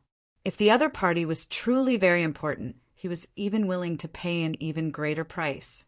Shang Xingzhou was currently the most important personage in the human world. Logically speaking, it was impossible to bribe such a person, as the demons could not offer any more benefits. However, to the demons there was still a chance because there was clearly a problem between Shang Xingzhou and Qin Changsheng that they could try to use. Since there was a chance, there was a possibility, so why was Qin Changsheng so determined that he was lying? Although he possesses supreme prestige and authority in the human world, it's clear that he has always been wary of you. Could this not be an incentive? As for authority and benefits, I truly cannot give him much, but I can promise him that the North and South will be divided and the world will be at peace. Does he not want to see this beautiful future? The young demon lord was not trying to convince Qin Changsheng, but wanted to use his answer to understand Shang Xingzhou, understand this master and disciple. Qin Changsheng replied, "He will not accept your conditions because he will not be willing, so he will not believe that you will be willing." The young demon lord's expression turned grave and stern. "Why is he unwilling?" Qin Changsheng replied, "There are 3,000 Taoist techniques, but only those that follow one's heart. I am well aware of what he wants to do, so he will not ally with you." The young demon lord narrowed his eyes. Just what does he want? Qin Changsheng pointed at him and his father, saying he wants to kill the two of you and then unite the world. The young demon lord fell silent for a very long time, and then he smiled. What a grand and expansive mind! His smile was not similar to the previous demon lords. It did not give off much of a clear and aloof feeling. On the contrary, it seemed rather bashful, and it made one's heart go cold. As expected, I can't deceive you. The one working with me truly is not Shang Xingzhou. The young demon lord smiled. But he truly does want to kill you. This truly is his plan. From the army to the Mount Song Army headquarters, from the imperial court to Winshui, there are many foolish people who are actively or passively cooperating with him. But they have no idea what this plan truly is. The stupid people mentioned in these words naturally referred to the already deceased Zhu Yi, Ning Shiwei, Tian Haizhani, the high-ranking officials of the army, and even that overwhelmingly powerful prince of the imperial court. Of course, there was also that deputy general of the Mount Song army who loved soldiers like his own children, Ahua, and other kind-hearted people. Some people wanted to find the master of the cinnabar pill. Some people only knew to send a young array master to the Mount Song Army headquarters, and some people were responsible for arranging that young array master's position. But no one knew that the young array master was a little monster from the longevity sect called Chusu. He received orders from Shang Xingzhou and the Tang clan's second brother to come here and kill you. The demon, i.e. the young, you, to say, perhaps this was the entire truth, but there were still some things hidden behind the thick fog. That little monster called Chusu had been sent by Shang Xingzhou and the Tang clan to kill Qin Changsheng, so he was assuredly extremely powerful, even terrifying. Yet he had been silently replaced, even if he was the demon lord. This matter was still far too inconceivable. Qin Changsheng also noticed that when he mentioned that little monster called Chusu from the longevity sect and how he had been replaced, neither the demon lord nor Nank showed any change in their expressions. This meant that in their eyes, this was a very normal matter, or at least not a difficult one. Why was this so? He vaguely thought of a certain possibility, but he also felt it to be too absurd and could not continue thinking about it, so he would just directly ask. Just who was that person? Asking was Qin Changsheng's freedom, but not answering was inevitable for the young demon lord. He asked Qin Changsheng, "Shang Xingzhou wants to kill you. Do you not feel sad?" Qin Changsheng shook his head. "Master has wanted to kill me many times. I'm used to it." The young demon lord sighed. "I didn't think that this generation's pope would be such a foolish and filial disciple." Qin Changsheng did not explain. He only thought that it was not hard to understand why his master wanted to use this opportunity to kill him. But why had the young demon lord taken such a risk? No matter how close this mountain range was to the snowy plains of the demon realm, it was still the territory of the human race. For the demon lord to appear here was naturally taking a risk. Back then, his father, who was countless times stronger than him, had never left Xuelao City. The only time he had risked his life to infiltrate Mount Han, he had almost been unable to return. The sovereign of the demon race had a very similar status to the pope of the human race. For him to place himself in danger to kill Qin Changsheng was extremely unwise. This meant that from the very start, the young demon lord's goal had not been Qin Changsheng, or perhaps it was not just Qin Changsheng. Qin Changsheng looked nearby. The demon lord who had reigned over the north of the continent for 1,000 years was now a man of blood, his entire body stained with golden fluid. He seemed like a statue of a god worshipped by some evil cult. Nank silently knelt at his side, her thoughts inscrutable. The demon lord's breathing had become extremely long, as if he would fall asleep at any moment, if not for the fact that his eyes were still staring at the starry sky. Of course, This could also be understood as the rate at which he breathed had dropped and could stop at any moment. At that time, he might truly have died with his eyes wide open. The young demon lord said, "If it was just to kill you, that little monster from the longevity sect, called Chusu's sneak attack from the stretcher, would have probably succeeded. But I took the risk to come south, not just to kill you, Your Holiness the Pope, but for an even more important reason. Shang Xingzhou and the Tang clan did not know that father was still alive, but I did." He looked at Chen Chongqing and said, "I also knew that since father was still alive, he would definitely come to find you." Chen Chongqing replied, "The Tang clan discovered the clue in the cinnabar pill, which was tantamount to pointing your father in the right direction." The young demon lord replied, "Correct, and when he arrived, I had already been waiting for him here for a very long time." After saying this, he walked up to the demon lord and squatted down, lightly caressing that elderly face.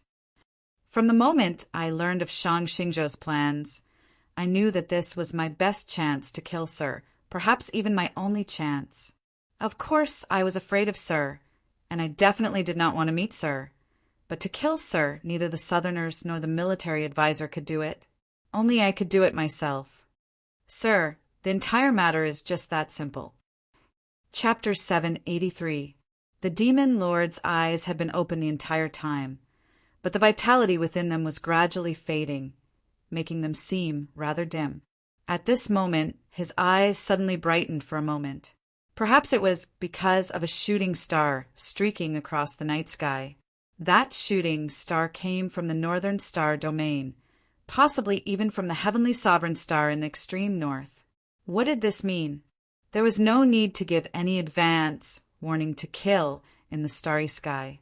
It was just a coincidence, just like how your arrival was not because of caution or courage, but because you had no other choice. With some difficulty, the demon lord turned his head to his son and said, "If you had not cleanly killed off all your brothers, making it so that no one but yourself can use the astral executioner, given your patient nature, how could you have taken such a massive risk to personally kill me?" The young demon lord sternly replied, "Even if they were still alive, how could I be at ease letting them meet with my lord? So in the end, I would still appear before my lord. This simple story is very well written, and you have also done very well." The demon lord looked into his eyes, his voice clear and cold. "But you should be keenly aware of what the astral executioner signifies. So have you ever thought, if those other races really do break through the wall, how will you deal with them?" "Father, I've very seriously considered this question, and the final conclusion I've reached is that this is the only way. First of all, if I don't use the astral executioner, not even the military advisor or big aunt can guarantee that they can kill my lord. 2 years ago, the abyss witnessed a miracle. I do not wish for another miracle to occur, especially if it happens to my lord. Secondly, I do not care if the other races can use the astral executioner to find a way to break through the wall, because that will require many years." The young demon lord continued, "Even if there were a few descenders in the past, they could only become my slaves in the end. Before that day arrives, I believe that I have already unified the continent we reside on. Before the foreign army arrives, I will lead the army over, so why should I worry about this problem?" As he spoke, his expression was very calm, brimming with boundless confidence and firm will.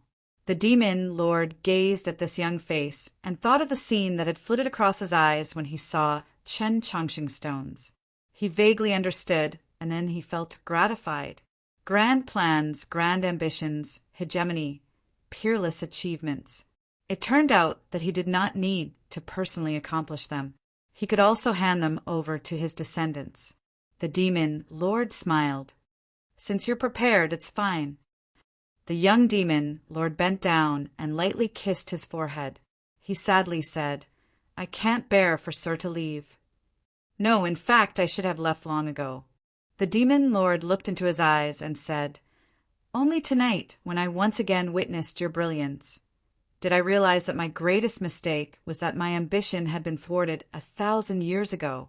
My body had long since decayed into dust. yet I still lusted after power, unwilling to pass the throne to you young people." With hot tears in his eyes, the young demon lord said, "Yes, we can no longer wait, so we can only think of a way to ask Sir to leave this world."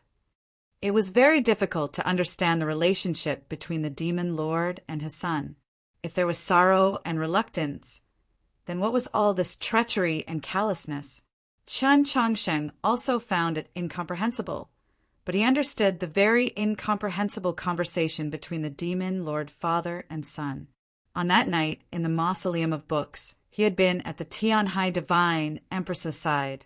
He had seen and sensed the powerful soul of that monk from the other continent, and he had also come from that continent. From a certain perspective, he was the condition that the descendants of the deceased had offered to the great Zhou imperial court, and he could also become the vanguard of the other race. More importantly, he had sensed that light in the river of stars. He had seen that mysterious and distant unknown world, and had faintly sensed a few terrifying qis. But just as the young demon lord had said, that was assuredly a matter of many years in the future. Both he and Chen Changsheng still had enough time to make themselves stronger, to make their races stronger, to make the continent stronger, so that they could have complete confidence in meeting the challenges of the unknown. First, they needed to determine who this continent belonged to. To put it another way, they needed to determine who could continue living. "I must admit that you are truly worthy of being the hope of the descendants of the deceased, the successor of Yin and Shang. You are much stronger than rumored. Tonight, if you had not attracted all of Imperial Father's attention, it would have been extremely difficult for me to find a chance to borrow that killing intent from the starry sky." The young demon lord appeared rather embarrassed as he looked at Chen Changsheng. "In these circumstances, I naturally found it embarrassing to kill you." Chen Changsheng replied, "I thought that you had always wanted to kill me." The young demon lord smiled. "Correct. In the original plans, you should have been dead long ago, either at Lord Heidi's hand or at my little sister's hand. Even if you had endless methods to survive these two trials, you would still have been killed by Imperial Father." Chen Changsheng replied, "I'm still alive." The young demon lord said, "That's very good.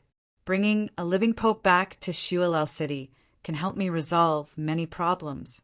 The human race and demon race had confronted each other on the continent for countless years, but there had never been a situation where an important figure like the pope had been captured, not on either side.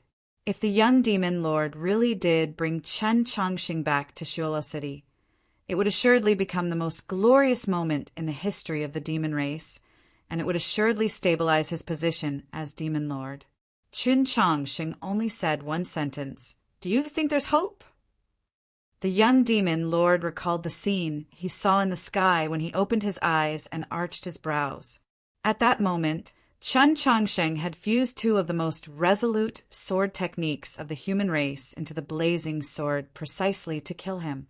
Unless his imperial father was still alive, or the military advisor or the demon commander were personally present, no one could stop Chen Changsheng from calmly meeting his death. "There truly is no hope, so you can just die." The young demon lord's thoughts left as quickly as they had come. He said, "In any case, you definitely won't let me eat you, so quickly die. You also know that I like Su Yorong, so I've always wanted you to die." Chen Changsheng replied, "I'm somewhat confused as to where your confidence comes from." "Then what about you? You're already heavily injured and powerless to fight, yet you're still able to calmly converse with me. Where does your confidence come from?" The demon lord smiled. "You don't need to answer, because I very coincidentally know the reason. I drank too much with my friends and only updated now. My apologies." Chapter 784. The young demon lord said no more. He lowered his body and lightly touched the demon lord's forehead as he softly chanted. He was not speaking ordinary demon language. It was imbued with an innate sorrow, like a final prayer, a blessing. About to die, his father. The light in the demon lord's eyes was already gradually dimming, just like that star in the northern sky. Nank held his hand on the other side, but he paid no attention. He only calmly gazed at the young demon lord, lightly patted the back of his hand, and then slowly closed his eyes. As he closed his eyes, his breathing became even longer, until there was no gap between them, and then it stopped. The dark blue starlight spread out from the wound on his abdomen, transforming his demon body into ice. The cold winds no longer howled. The starlight retreated into the distance. The darkness thickened, and all was quiet. It was like time and space had frozen. The demon lord was dead. The legend of a generation had come to an end. The most magnificent period of history 1,000 years ago had finally come to a slightly sloppy end at this moment. To the human race, that period of history had come to an end with Han Qing's departure from the pavilion in front of the Mausoleum of Books and the collapse of the Lingyan Pavilion. To the demon race and the entire continent, tonight was the true end. After some time, the young demon lord wiped the tears from the corners of his eyes, ceased his grief, and stood up. As he stood up, the darkness in the sky seemed to pour into his body, making him seem even larger and more powerful. The legacies of countless experts that had existed for tens of thousands of years were now formally and completely handed over to him. From this moment onwards, he was the sovereign of the northern continent, the master of the demon race. There was no need for any prefix, young or of the new generation. He was the demon lord. He turned to Qin Changsheng. When a mighty figure like Imperial Father leaves this world, he should not be so lonely or dull. Fortunately, with you, the Pope of the human race, accompanying him in death, this can be considered a form of consolation. Now you can die. Of course, you have to leave behind those things of yours. Qin Changsheng asked, "What are you referring to?" The demon lord was quiet for a while, then replied, "The Garden of Zhou? The heavenly tome monoliths? Tonight, I might have lost a father, but the compensation I can obtain will not be too small." Hearing this, Qin Changsheng confirmed that he truly knew the source of his confidence. Then, where did his confidence come from? Do not attempt to enter the Garden of Zhou. The demon lord looked into his eyes and said, "Although I am not an expert like Imperial Father that can sever your connection to space, I can guarantee you that when you try to pass through space, I have countless ways to make you fail." Qin Changsheng thought for a moment and asked, "Black robe?" Somewhat surprised, the demon lord said, "You were able to think of the reason so quickly. Your mind is rather clear." After the coup of the Garden of Zhou, the Li Palace and Mount Li had conducted a very long analysis. They had confirmed that Black Robe had a deep understanding of the Garden of Zhou and was even able to use some sort of method to influence the laws of the Garden of Zhou. Back then, Nank had crippled the soul pivot that could cause the monster tide, and Black Robe's metal plate had also been pierced through by the heaven-shrouding sword. But who could guarantee that she did not have other tricks up her sleeve? He had been heavily injured by the demon lord. The little black dragon had been thrown tens of thousands of li away. The green leaf was not here. The heavenly tome monoliths had not been comprehended. And he did not dare to enter the Garden of Zhou. No matter how one looked at it, it would be extremely difficult for Qin Changsheng to leave alive. But he himself did not think so. "If I want to leave now, it's very simple," Qin Changsheng said to the demon monarch. Surprised, the demon lord asked, "Is that so?" Qin Changsheng looked at him and said, "I just need to kill you." As he said this, he was very calm. The demon lord arched his brows. "You think you have the right to say such a thing?" "Why don't I have the right to say such a thing?" Qin Changsheng replied, "You're older than me, but not by much. You're skilled at enduring silently, but your true talent isn't necessarily higher than mine. You're the demon lord. I'm the Pope, and I'm no less skilled in magical treasures than you. No matter how you look at it, I'm no worse than you. So why can't I fight with you?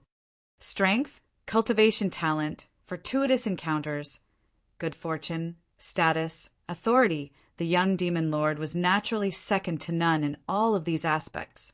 But on this continent, There were two people who could contend against the young demon lord in all these aspects: Chun Changxing and Su Yurong. The demon lord calmly gazed at him, then suddenly laughed. "It truly is reasonable, but you seem to have suffered very heavy injuries tonight." "Yes, but why are you saying so much to me?" Chun Changxing replied, "This means that you don't have the confidence to kill me, and this gives me a lot of confidence, the confidence to kill you." After saying this, he extended his hand into the darkness. Several heavenly tome monoliths, transformed into stone pearls, noiselessly flew out of the darkness and landed on his wrist. Many of his bones had been broken, but his left arm was still intact. Previously, in the night sky, he had been prepared to use his left hand to attack. Now his left hand was still tightly gripping his sword, very stable. Several thousand swords flew up from the lake bottom, out of the forest and around his body. They quietly floated, also very stable. The demon lord sensed the awe-inspiring sword intent in the night sky and narrowed his eyes. "Tell me, if Su Li were to use these swords, what would happen?" These words had nothing to do with the current situation and seemed particularly abrupt, just like when the demon lord attacked. The demon lord's weapon was not that stone pestle called the astral executioner, but a goat horn comb. To be more precise, it was a powerful magical artifact, very similar to the goat horn comb. It was called the heavenly demon horn.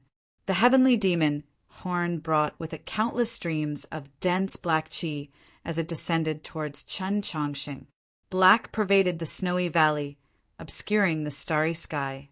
It was like a true night, but also like a bottomless abyss, instilling fear in all who saw it. This sight made Chun Changxing think of that night he had seen on the snowy plains after leaving the Garden of Zhou, and his expression became rather solemn. The young demon lord had patiently endured for many years, concealing all his talent and brilliance in his unruly appearance. Tonight he had finally revealed his edge. After obtaining the complete legacy, his cultivation had reached an unimaginably powerful level. It was very difficult to find a similarly powerful figure in the younger generation of the human race. Both he and Su Yurong were clearly lacking. Even if Qiu Shanjun came, he probably would not be able to defeat the demon lord. Only Xiao Zhang, Liang Wang's son, and the others at the top of the Proclamation of Liberation might be able to put up a fight. He was currently heavily injured, and his control over his sword was not even a tenth of his peak state. He could only rely on magical treasures and external objects to fight, so he was even less of a match. But he had not lied before. He truly did want to try and kill the demon lord, because he had other methods, other helpers. Chapter 785. The darkness descended, descending upon Chun Changxing's head. Countless sword glows lit up, moving back and forth in the darkness as if they wanted to cut everything into pieces. No one knew whether the darkness would be cut down or the sword glows would be destroyed. In truth, there was no result, because extremely suddenly in this ruined garden that was filled with cold snow and frost, an astonishingly powerful explosion occurred. Boom! It was like that star in the extreme north had truly become a shooting star. It was like that shooting star had truly crashed to the ground. It had crashed here. The earth quaked uneasily. Mud and ice were thrown into the air as a dark green light flickered in and out of existence like a bolt of lightning. Two straight and clear sword slashes appeared in the darkness, one horizontal and one vertical, like a cross that was slowly fading away. This explosion and these two sword slashes had both come from Nank. She stood under several winter willows, her hands gripping those two ridiculously long Southern Cross swords as she stared at the nearby demon lord. A trickle of blood dripped from the corner of her lips. Her petite body was covered in the terrifying burn marks of demon qi. It was clear that she had suffered very heavy injuries. The demon lord's face was pale and the mangled wound on his chest had deepened, a dark green light flashing within. He had also suffered significant injuries, and he had also been poisoned by the peacock plume. No one had expected Nank to suddenly attack, and even more unexpected was that she would attack the demon lord. Qin Changxing had also not expected that she was not acting as he had imagined. The demon lord stared into Nank's eyes, his slightly hoarse voice unable to conceal his shock and anger. "Have you gone mad?" In these last 2 years, Nank had been fleeing with her father. From this aspect, she and the young demon lord were naturally irreconcilable enemies, but the demon race was a world where the strong were revered. Tonight, the previous demon lord had died, and before his death, he had acknowledged the current demon lord's position. The general situation was set. As a member of the demon race, especially a member of the imperial clan, she had no reason to continue opposing the demon lord. It could not be forgotten that the demon lord was her elder brother, and Black Robe was her teacher. The demon lord suppressed his emotions and said to her, "Of all the sisters, I love you the most. You should be well aware that after the chaos of Shuelao City, all the sisters are still alive. I did not even kill them, much less harm you.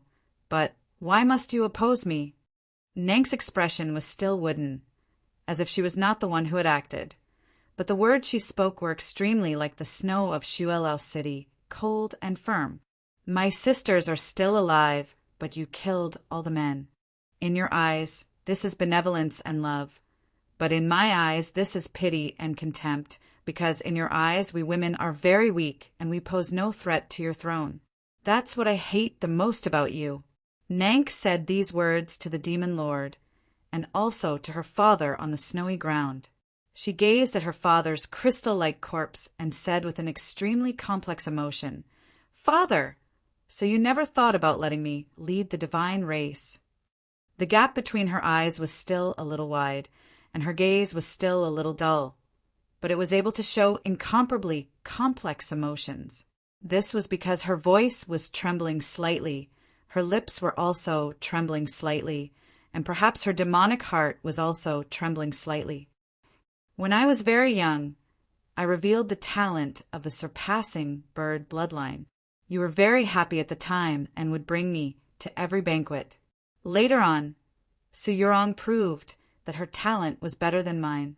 From that point on, you no longer liked me. I always believed that it was because you were preparing to raise me into your successor and rule the divine race in the future. But you realized that I was too weak, unable to bear this responsibility, so you were disappointed." Nank gazed at the dead demon lord and continued, "I did not want to disappoint you, so I worked very hard to make myself stronger. I suffered untold hardships to become a disciple of the military advisor. I entered the garden of Zhou to kill Su Yurong. I did many things. Even after teacher and the others betrayed you, I did not abandon you. I risked the destruction of my body and soul, endured the pain of 10,000 nights devouring my body, and rescued you from the bottom of the abyss. I believed that by doing this, I could prove to you that I was strong and loyal, that you would like me once more, value me, but in the end," she raised her head to the dim star in the north and indifferently said, "in the end, you were still not willing to glance at me." Only tonight, only at this moment, did the young demon lord realize that his younger sister actually had such thoughts. Although she had the innate bloodline of the surpassing bird, although she was extremely talented, her fighting intent so strong that it was difficult to find in the snowy region, although she seemed foolish, she was actually extremely intelligent. "But in the end, you are still a woman," the demon lord harshly said. He believed that this was one of the reasons why his father had never considered letting Nank inherit the throne. Who says that a woman can't be the demon lord? Nank drew back her gaze and looked into the young demon lord's eyes. Her eyes were still somewhat lifeless, but they were also faintly tinged with fervor, as if something was burning deep within them. "Is Tianhai not a woman? Do you dare to say that you will do better than her in the future?" No one could answer this question. Not even the demon lord could say anything that went against his heart. Nank continued, "Since women can also be women, why did teacher choose you, and why did father choose you?" The demon lord gazed at her silhouette in silence for a very long time, and then he smiled. Because I am stronger than you, and my divine race pays particular attention to the strong, so teacher and imperial father ultimately chose me. Nank looked into his eyes, her voice somewhat mechanical. If I kill you, I will naturally be able to prove that I am stronger than you. The demon lord's expression remained calm. You will die. Even if I let you win by some fluke, who can you prove it to? Although he can no longer see it, I still want to try. The Southern Cross swords in Nank's hands tilted forward like two spears about to pierce through the darkness. The furious howling of the wind instantly swallowed up all conversation. Green rays of light represented the trajectory of wings in the darkness. The darkness suffused with a thick demon chi, and the starlight slashed out by the Southern Cross. Swords clashed in the snowy valley. In an extremely short amount of time, the demon lord and Nank exchanged several dozen blows before separating once more. The demon lord was still standing, golden blood spreading through his abdomen, but he did not totter, seeming to be particularly powerful. Nank collapsed on the cracked earth of the lake. Propping herself up with one hand, she found it very difficult to stand. The demon lord had clearly won, but there was no pride on his face. On the contrary, it was very solemn. So your soul has awakened a second time. No wonder you could leave the abyss. Nank said nothing. She only stared at the golden blood flowing through his body. In this exchange, she had suffered even more severe injuries. A crack had appeared on her right wing. Indistinct weeping could be heard from this crack. Chapter 786.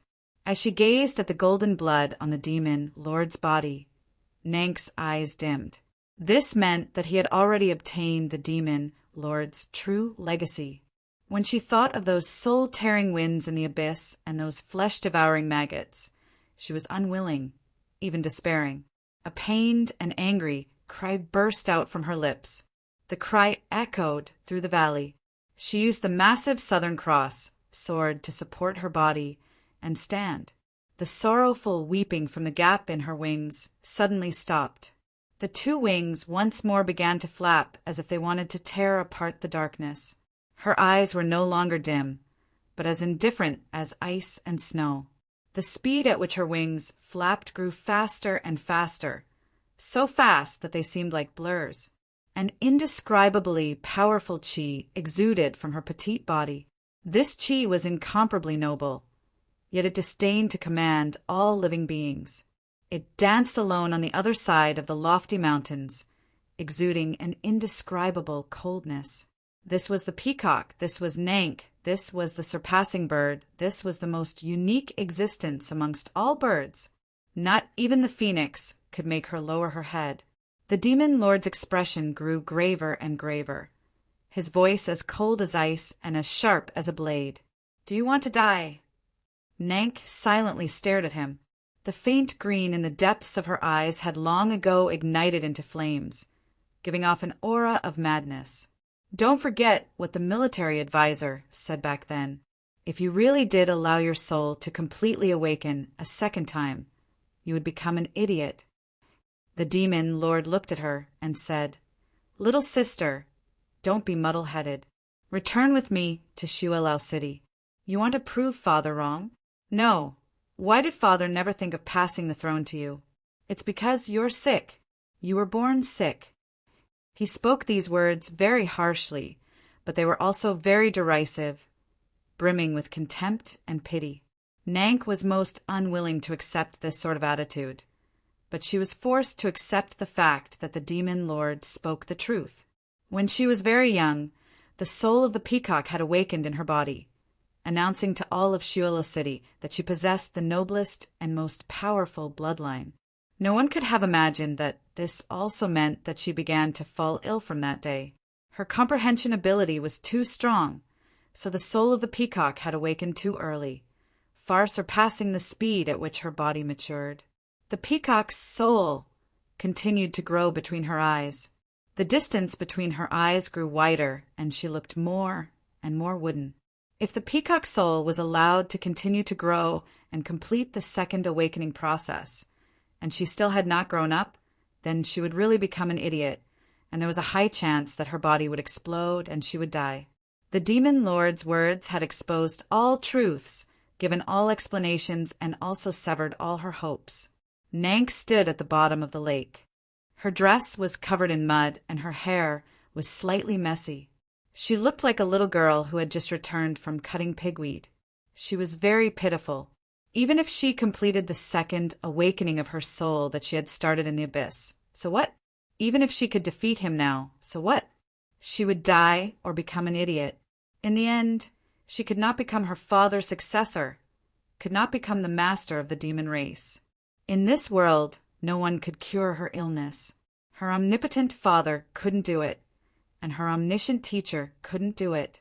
The Southern Cross swords in Nank's hands gradually lowered, just like her head and her emotions. At this moment, a voice rang out behind her. "I can cure it." It was a very clear voice. Even though the owner of the voice had experienced a long battle, was heavily injured, and was rather exhausted, his voice still gave off a calm and serene feeling. Perhaps it was because of the content of his words, or perhaps it was because he had always been so easily trusted. Whether they were his friend or foe, or neither, this was Chen Chongqing's voice. Back in the garden of Zhou, by the plains of the unsetting sun, the first words he said to Nank upon seeing her were, "You're sick." And then he said to Nank, "I can cure it." After so many years, he still said the same words. Nank looked at him and seemed to see the youth standing in the grass. Her somewhat dim eyes once more brightened. At the same time, she once more raised the Southern Cross swords in her hands. It was said that change was the main theme of the world, but in reality, there were also many things that were very difficult to change. At the time, Chen Chongqing's condition was for her to let him and Su Yurong go. Now his condition was equally clear. Nank was the demon princess. She had attacked the young demon lord out of disappointment and anger at her father and teacher. But this did not mean that she was willing to betray the demon race and ally with Chen Chongqing, the pope of the human race. It certainly did not mean that she had any good impressions of Chen Chongqing and wanted to help him. Chen Chongqing's words had given her a possibility. He could cure her, so it was very reasonable for her to help him. But Nank's thoughts were even more extreme than Chen Chongqing's. She looked at Chen Chongqing and pointed her sword at the demon lord. "Let's work together and kill him."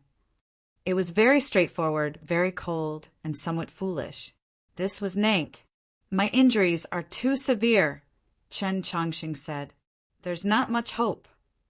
As if to prove his words were true, the countless swords floating in the night sky began to buzz slightly. This meant that his spiritual sense was on the verge of being unable to perfectly control these swords. Nank slightly raised her brows. Just when she was prepared to say something, her expression suddenly changed as she gazed into the distance beyond the mountains. In the distance was the north. To the north of the mountains, 1,000 li away, a demon shrouded in a black robe appeared on a hill. The starlight shone down, bathing the snowy plains in an abnormally pure white. Logically speaking, he should have been extremely eye-catching. But not even the great Zhou army's red falcons with the best eyesight would have been able to discover his existence. He was like a very unremarkable black rock in the snowy plains, because he was the demon military advisor, Black Robe, who was the most skilled in concealment on the continent. Black Robe's gaze rested on a shabby metal plate in front of him. The starlight fell on the metal plate, just like it had in the past, as if nothing had changed. But in reality, the starlight tonight was different from the starlight of the past 1,000 years. The brightest star in the northern sky had already become abnormally dim, and it was hard to say when it would regain its light. A gloomy sigh drifted out from Black Robe, its emotions extremely complex. As someone who had assisted the demon lord for almost 1,000 years, how could he truly remain unmoved in the face of the demon lord's passing? If he really was unmoved, why were his jade-like fingers resting on the metal plate trembling? When Black Robe's fingers rested on the metal plate, Nank and Chen Chongqing both sensed an immense danger. Nank felt it because of the connection between master and disciple, while Chen Chongqing relied on the fated star of the orthodoxy. Without the slightest hesitation, Chen Chongqing yelled, "Kuei, Bei, Shin, and Siba have proof." Nank flapped her wings and swiftly flew into the night sky. Chapter 787. Apology. I only discovered yesterday afternoon that there was no update the day before yesterday. To be more precise, the scheduled update I set for the day before yesterday became a scheduled update yesterday. I really don't know what happened. It must be known that because it is very rare for me to have a chapter in stock, I took a very long time to confirm when I posted it, but in short, there was no update the day before yesterday, nor was there any mention of it. Some readers must have waited for a very long time. For this, I am truly sorry. For this, I will donate a pig to the Xintian Scholarship Fund because I am a pig. In addition, I feel that this public service project is pretty good. What Chen Chongqing shouted was the constellation, the direction. To be more precise, it was the direction of the Yesher step. The Yesher step was the supreme innate skill of the Yesher clan of the demon race. The demon imperial clan could learn it, but in the past few decades, only Nank had managed to perfectly grasp it. Chen Chongqing had relied on his understanding of the Taoist canon and his indescribably dry calculations, as well as his perception of the star charts on the heavenly tone monoliths to learn this set of footwork. After shouting out these directions, Chen Chongqing's right sleeve shook, and the swords flew through the air, blocking the heavenly demon horn that had borrowed the darkness to sneak in. His feet stepped on the position of the stars, and his body suddenly faded, leaving the ground. He took several steps in the night sky, heading towards the distant sky. Countless swords followed him, gradually returning to their sheaths along the way. This scene seemed extremely beautiful, but it did not have much meaning. In a little while, when his true essence ran out, he would fall from the sky and face great danger.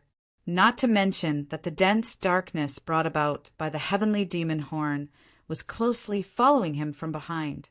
Chen Chongqing had done this because he knew that Nank would definitely understand his meaning.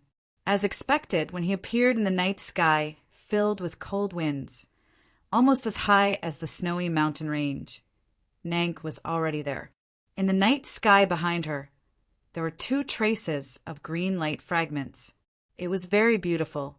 But this was still not enough to leave, because the darkness brought about by the heavenly demon horn was gradually about to cover the entire snowy mountain range, and because in the distant north, Black Robe's fingers on a metal plate began to beat, just like beating a drum. The howling cold wind brushed against Chen Chongqing's face. He sensed something, and the hand that gripped his sword tightened. Nank's eyelashes trembled, but her eyes remained indifferent. She looked into the darkening night and felt the ripples of qi inside. She seemed to understand something. Although Chen Chongqing was heavily injured, and even if he worked together with Nank, they would not necessarily be able to defeat the young demon lord. But logically speaking, escaping was no longer a difficult task. But who would have thought that in this darkness there are hundreds of Yuan Qi locks? The method that the demons had used to surround and kill Su Li was being used tonight by Black Robe against the 2 of them. Those probably had nothing to do with the heavenly demon horn. The young demon lord had used some other method to spread them, and then Black Robe was responsible for surrounding and killing them. How could he break these Yuan Qi locks? Was the Pope of the human race really going to be buried with the demon lord? Can you really cure it? Nank's voice seemed particularly somber in the cold night wind. Chen Chongqing saw a hint of determination in her eyes. He understood what she wanted to do, but he couldn't respond. If he was given enough time, he was confident that he could cure Nank's illness, especially if he could obtain Su Yorong's help. But the current situation was far too dangerous. Everyone knew that Black Robe was most skilled in mental attacks.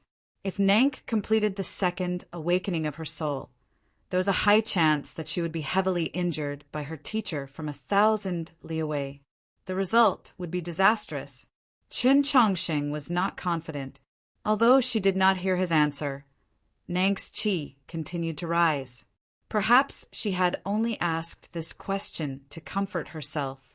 The indifference in her eyes had completely transformed into a fanaticism with a tendency to self-destruct. And then it began to burn. A bright peacock appeared in the night sky, radiating a green light in every direction. Its 2 wings were around 100 zhang wide. With a flap of them, the clouds scattered and the stars scattered, the snowy peaks below incessantly collapsing. The several hundred yuan qi locks hidden in the darkness were forced out by the appearance of the peacock's true body. The part of the night sky closest to the territory of the human race had the fewest essence qi locks and was rather sparse in number. The peacock flew in that direction, smashing through countless essence qi locks, snapping its green feathers and wildly flowing qi. That side was the southeast. As he gazed at the flickering dots of light on the metal plate, Black Robe once more gave a gloomy sigh. It was obvious that his sigh this time originated from his only female disciple. Suddenly, a certain place on the southeast corner of the metal plate became extremely bright, the light even illuminating Black Robe's face. It was a face that could be described as perfect, but because it had not seen the sun for many years, it was somewhat pale and also faintly green, suffused with the qi of death. Black Robe raised his head to look at the night sky in the south. He seemed to have discovered something, and the corners of his lips turned downwards. A downwards corner of the lips usually meant that he was unhappy or that he was not in a good mood. But on his face there was something else, like a strong sense of ridicule. The metal plate made a crisp, clanging sound. The essence qi locks in the distant night sky silently scattered, killing countless startled birds. At the very front of the green light, one could clearly see that the peacock had vanished. 2 black figures fell to the ground far away. It was unknown whether they were dead or alive. At almost the same time, the darkness obscured the starlight. Through some unknown method, the young demon lord appeared on the snowy plains 1,000 li away. He did not speak to Black Robe, nor did he look at the place where Nank and Chen Chongshen had fallen. Instead, he looked at the mountain range, seeming very interested, even somewhat excited. Black Robe also quietly gazed at the mountain range.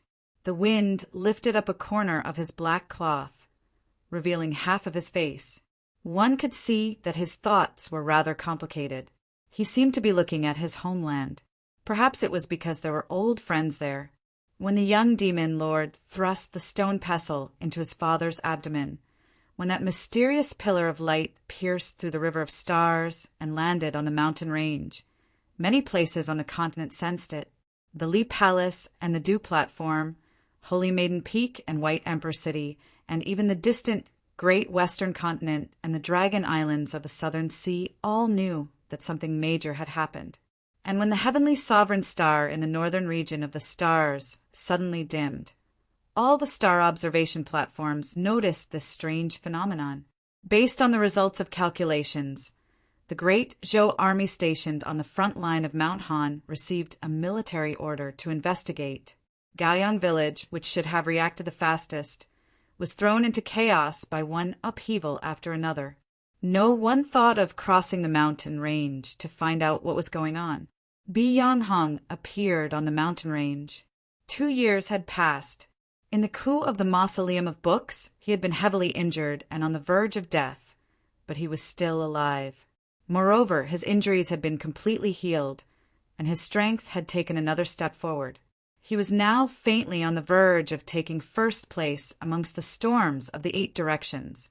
Even he who had traveled several thousand li in a single night could not help but feel rather weary for the little red flower tied to his pinky. When the demon lord entered Mount Han to kill Qin Chongsheng, the elder of heavenly secrets had warned the world.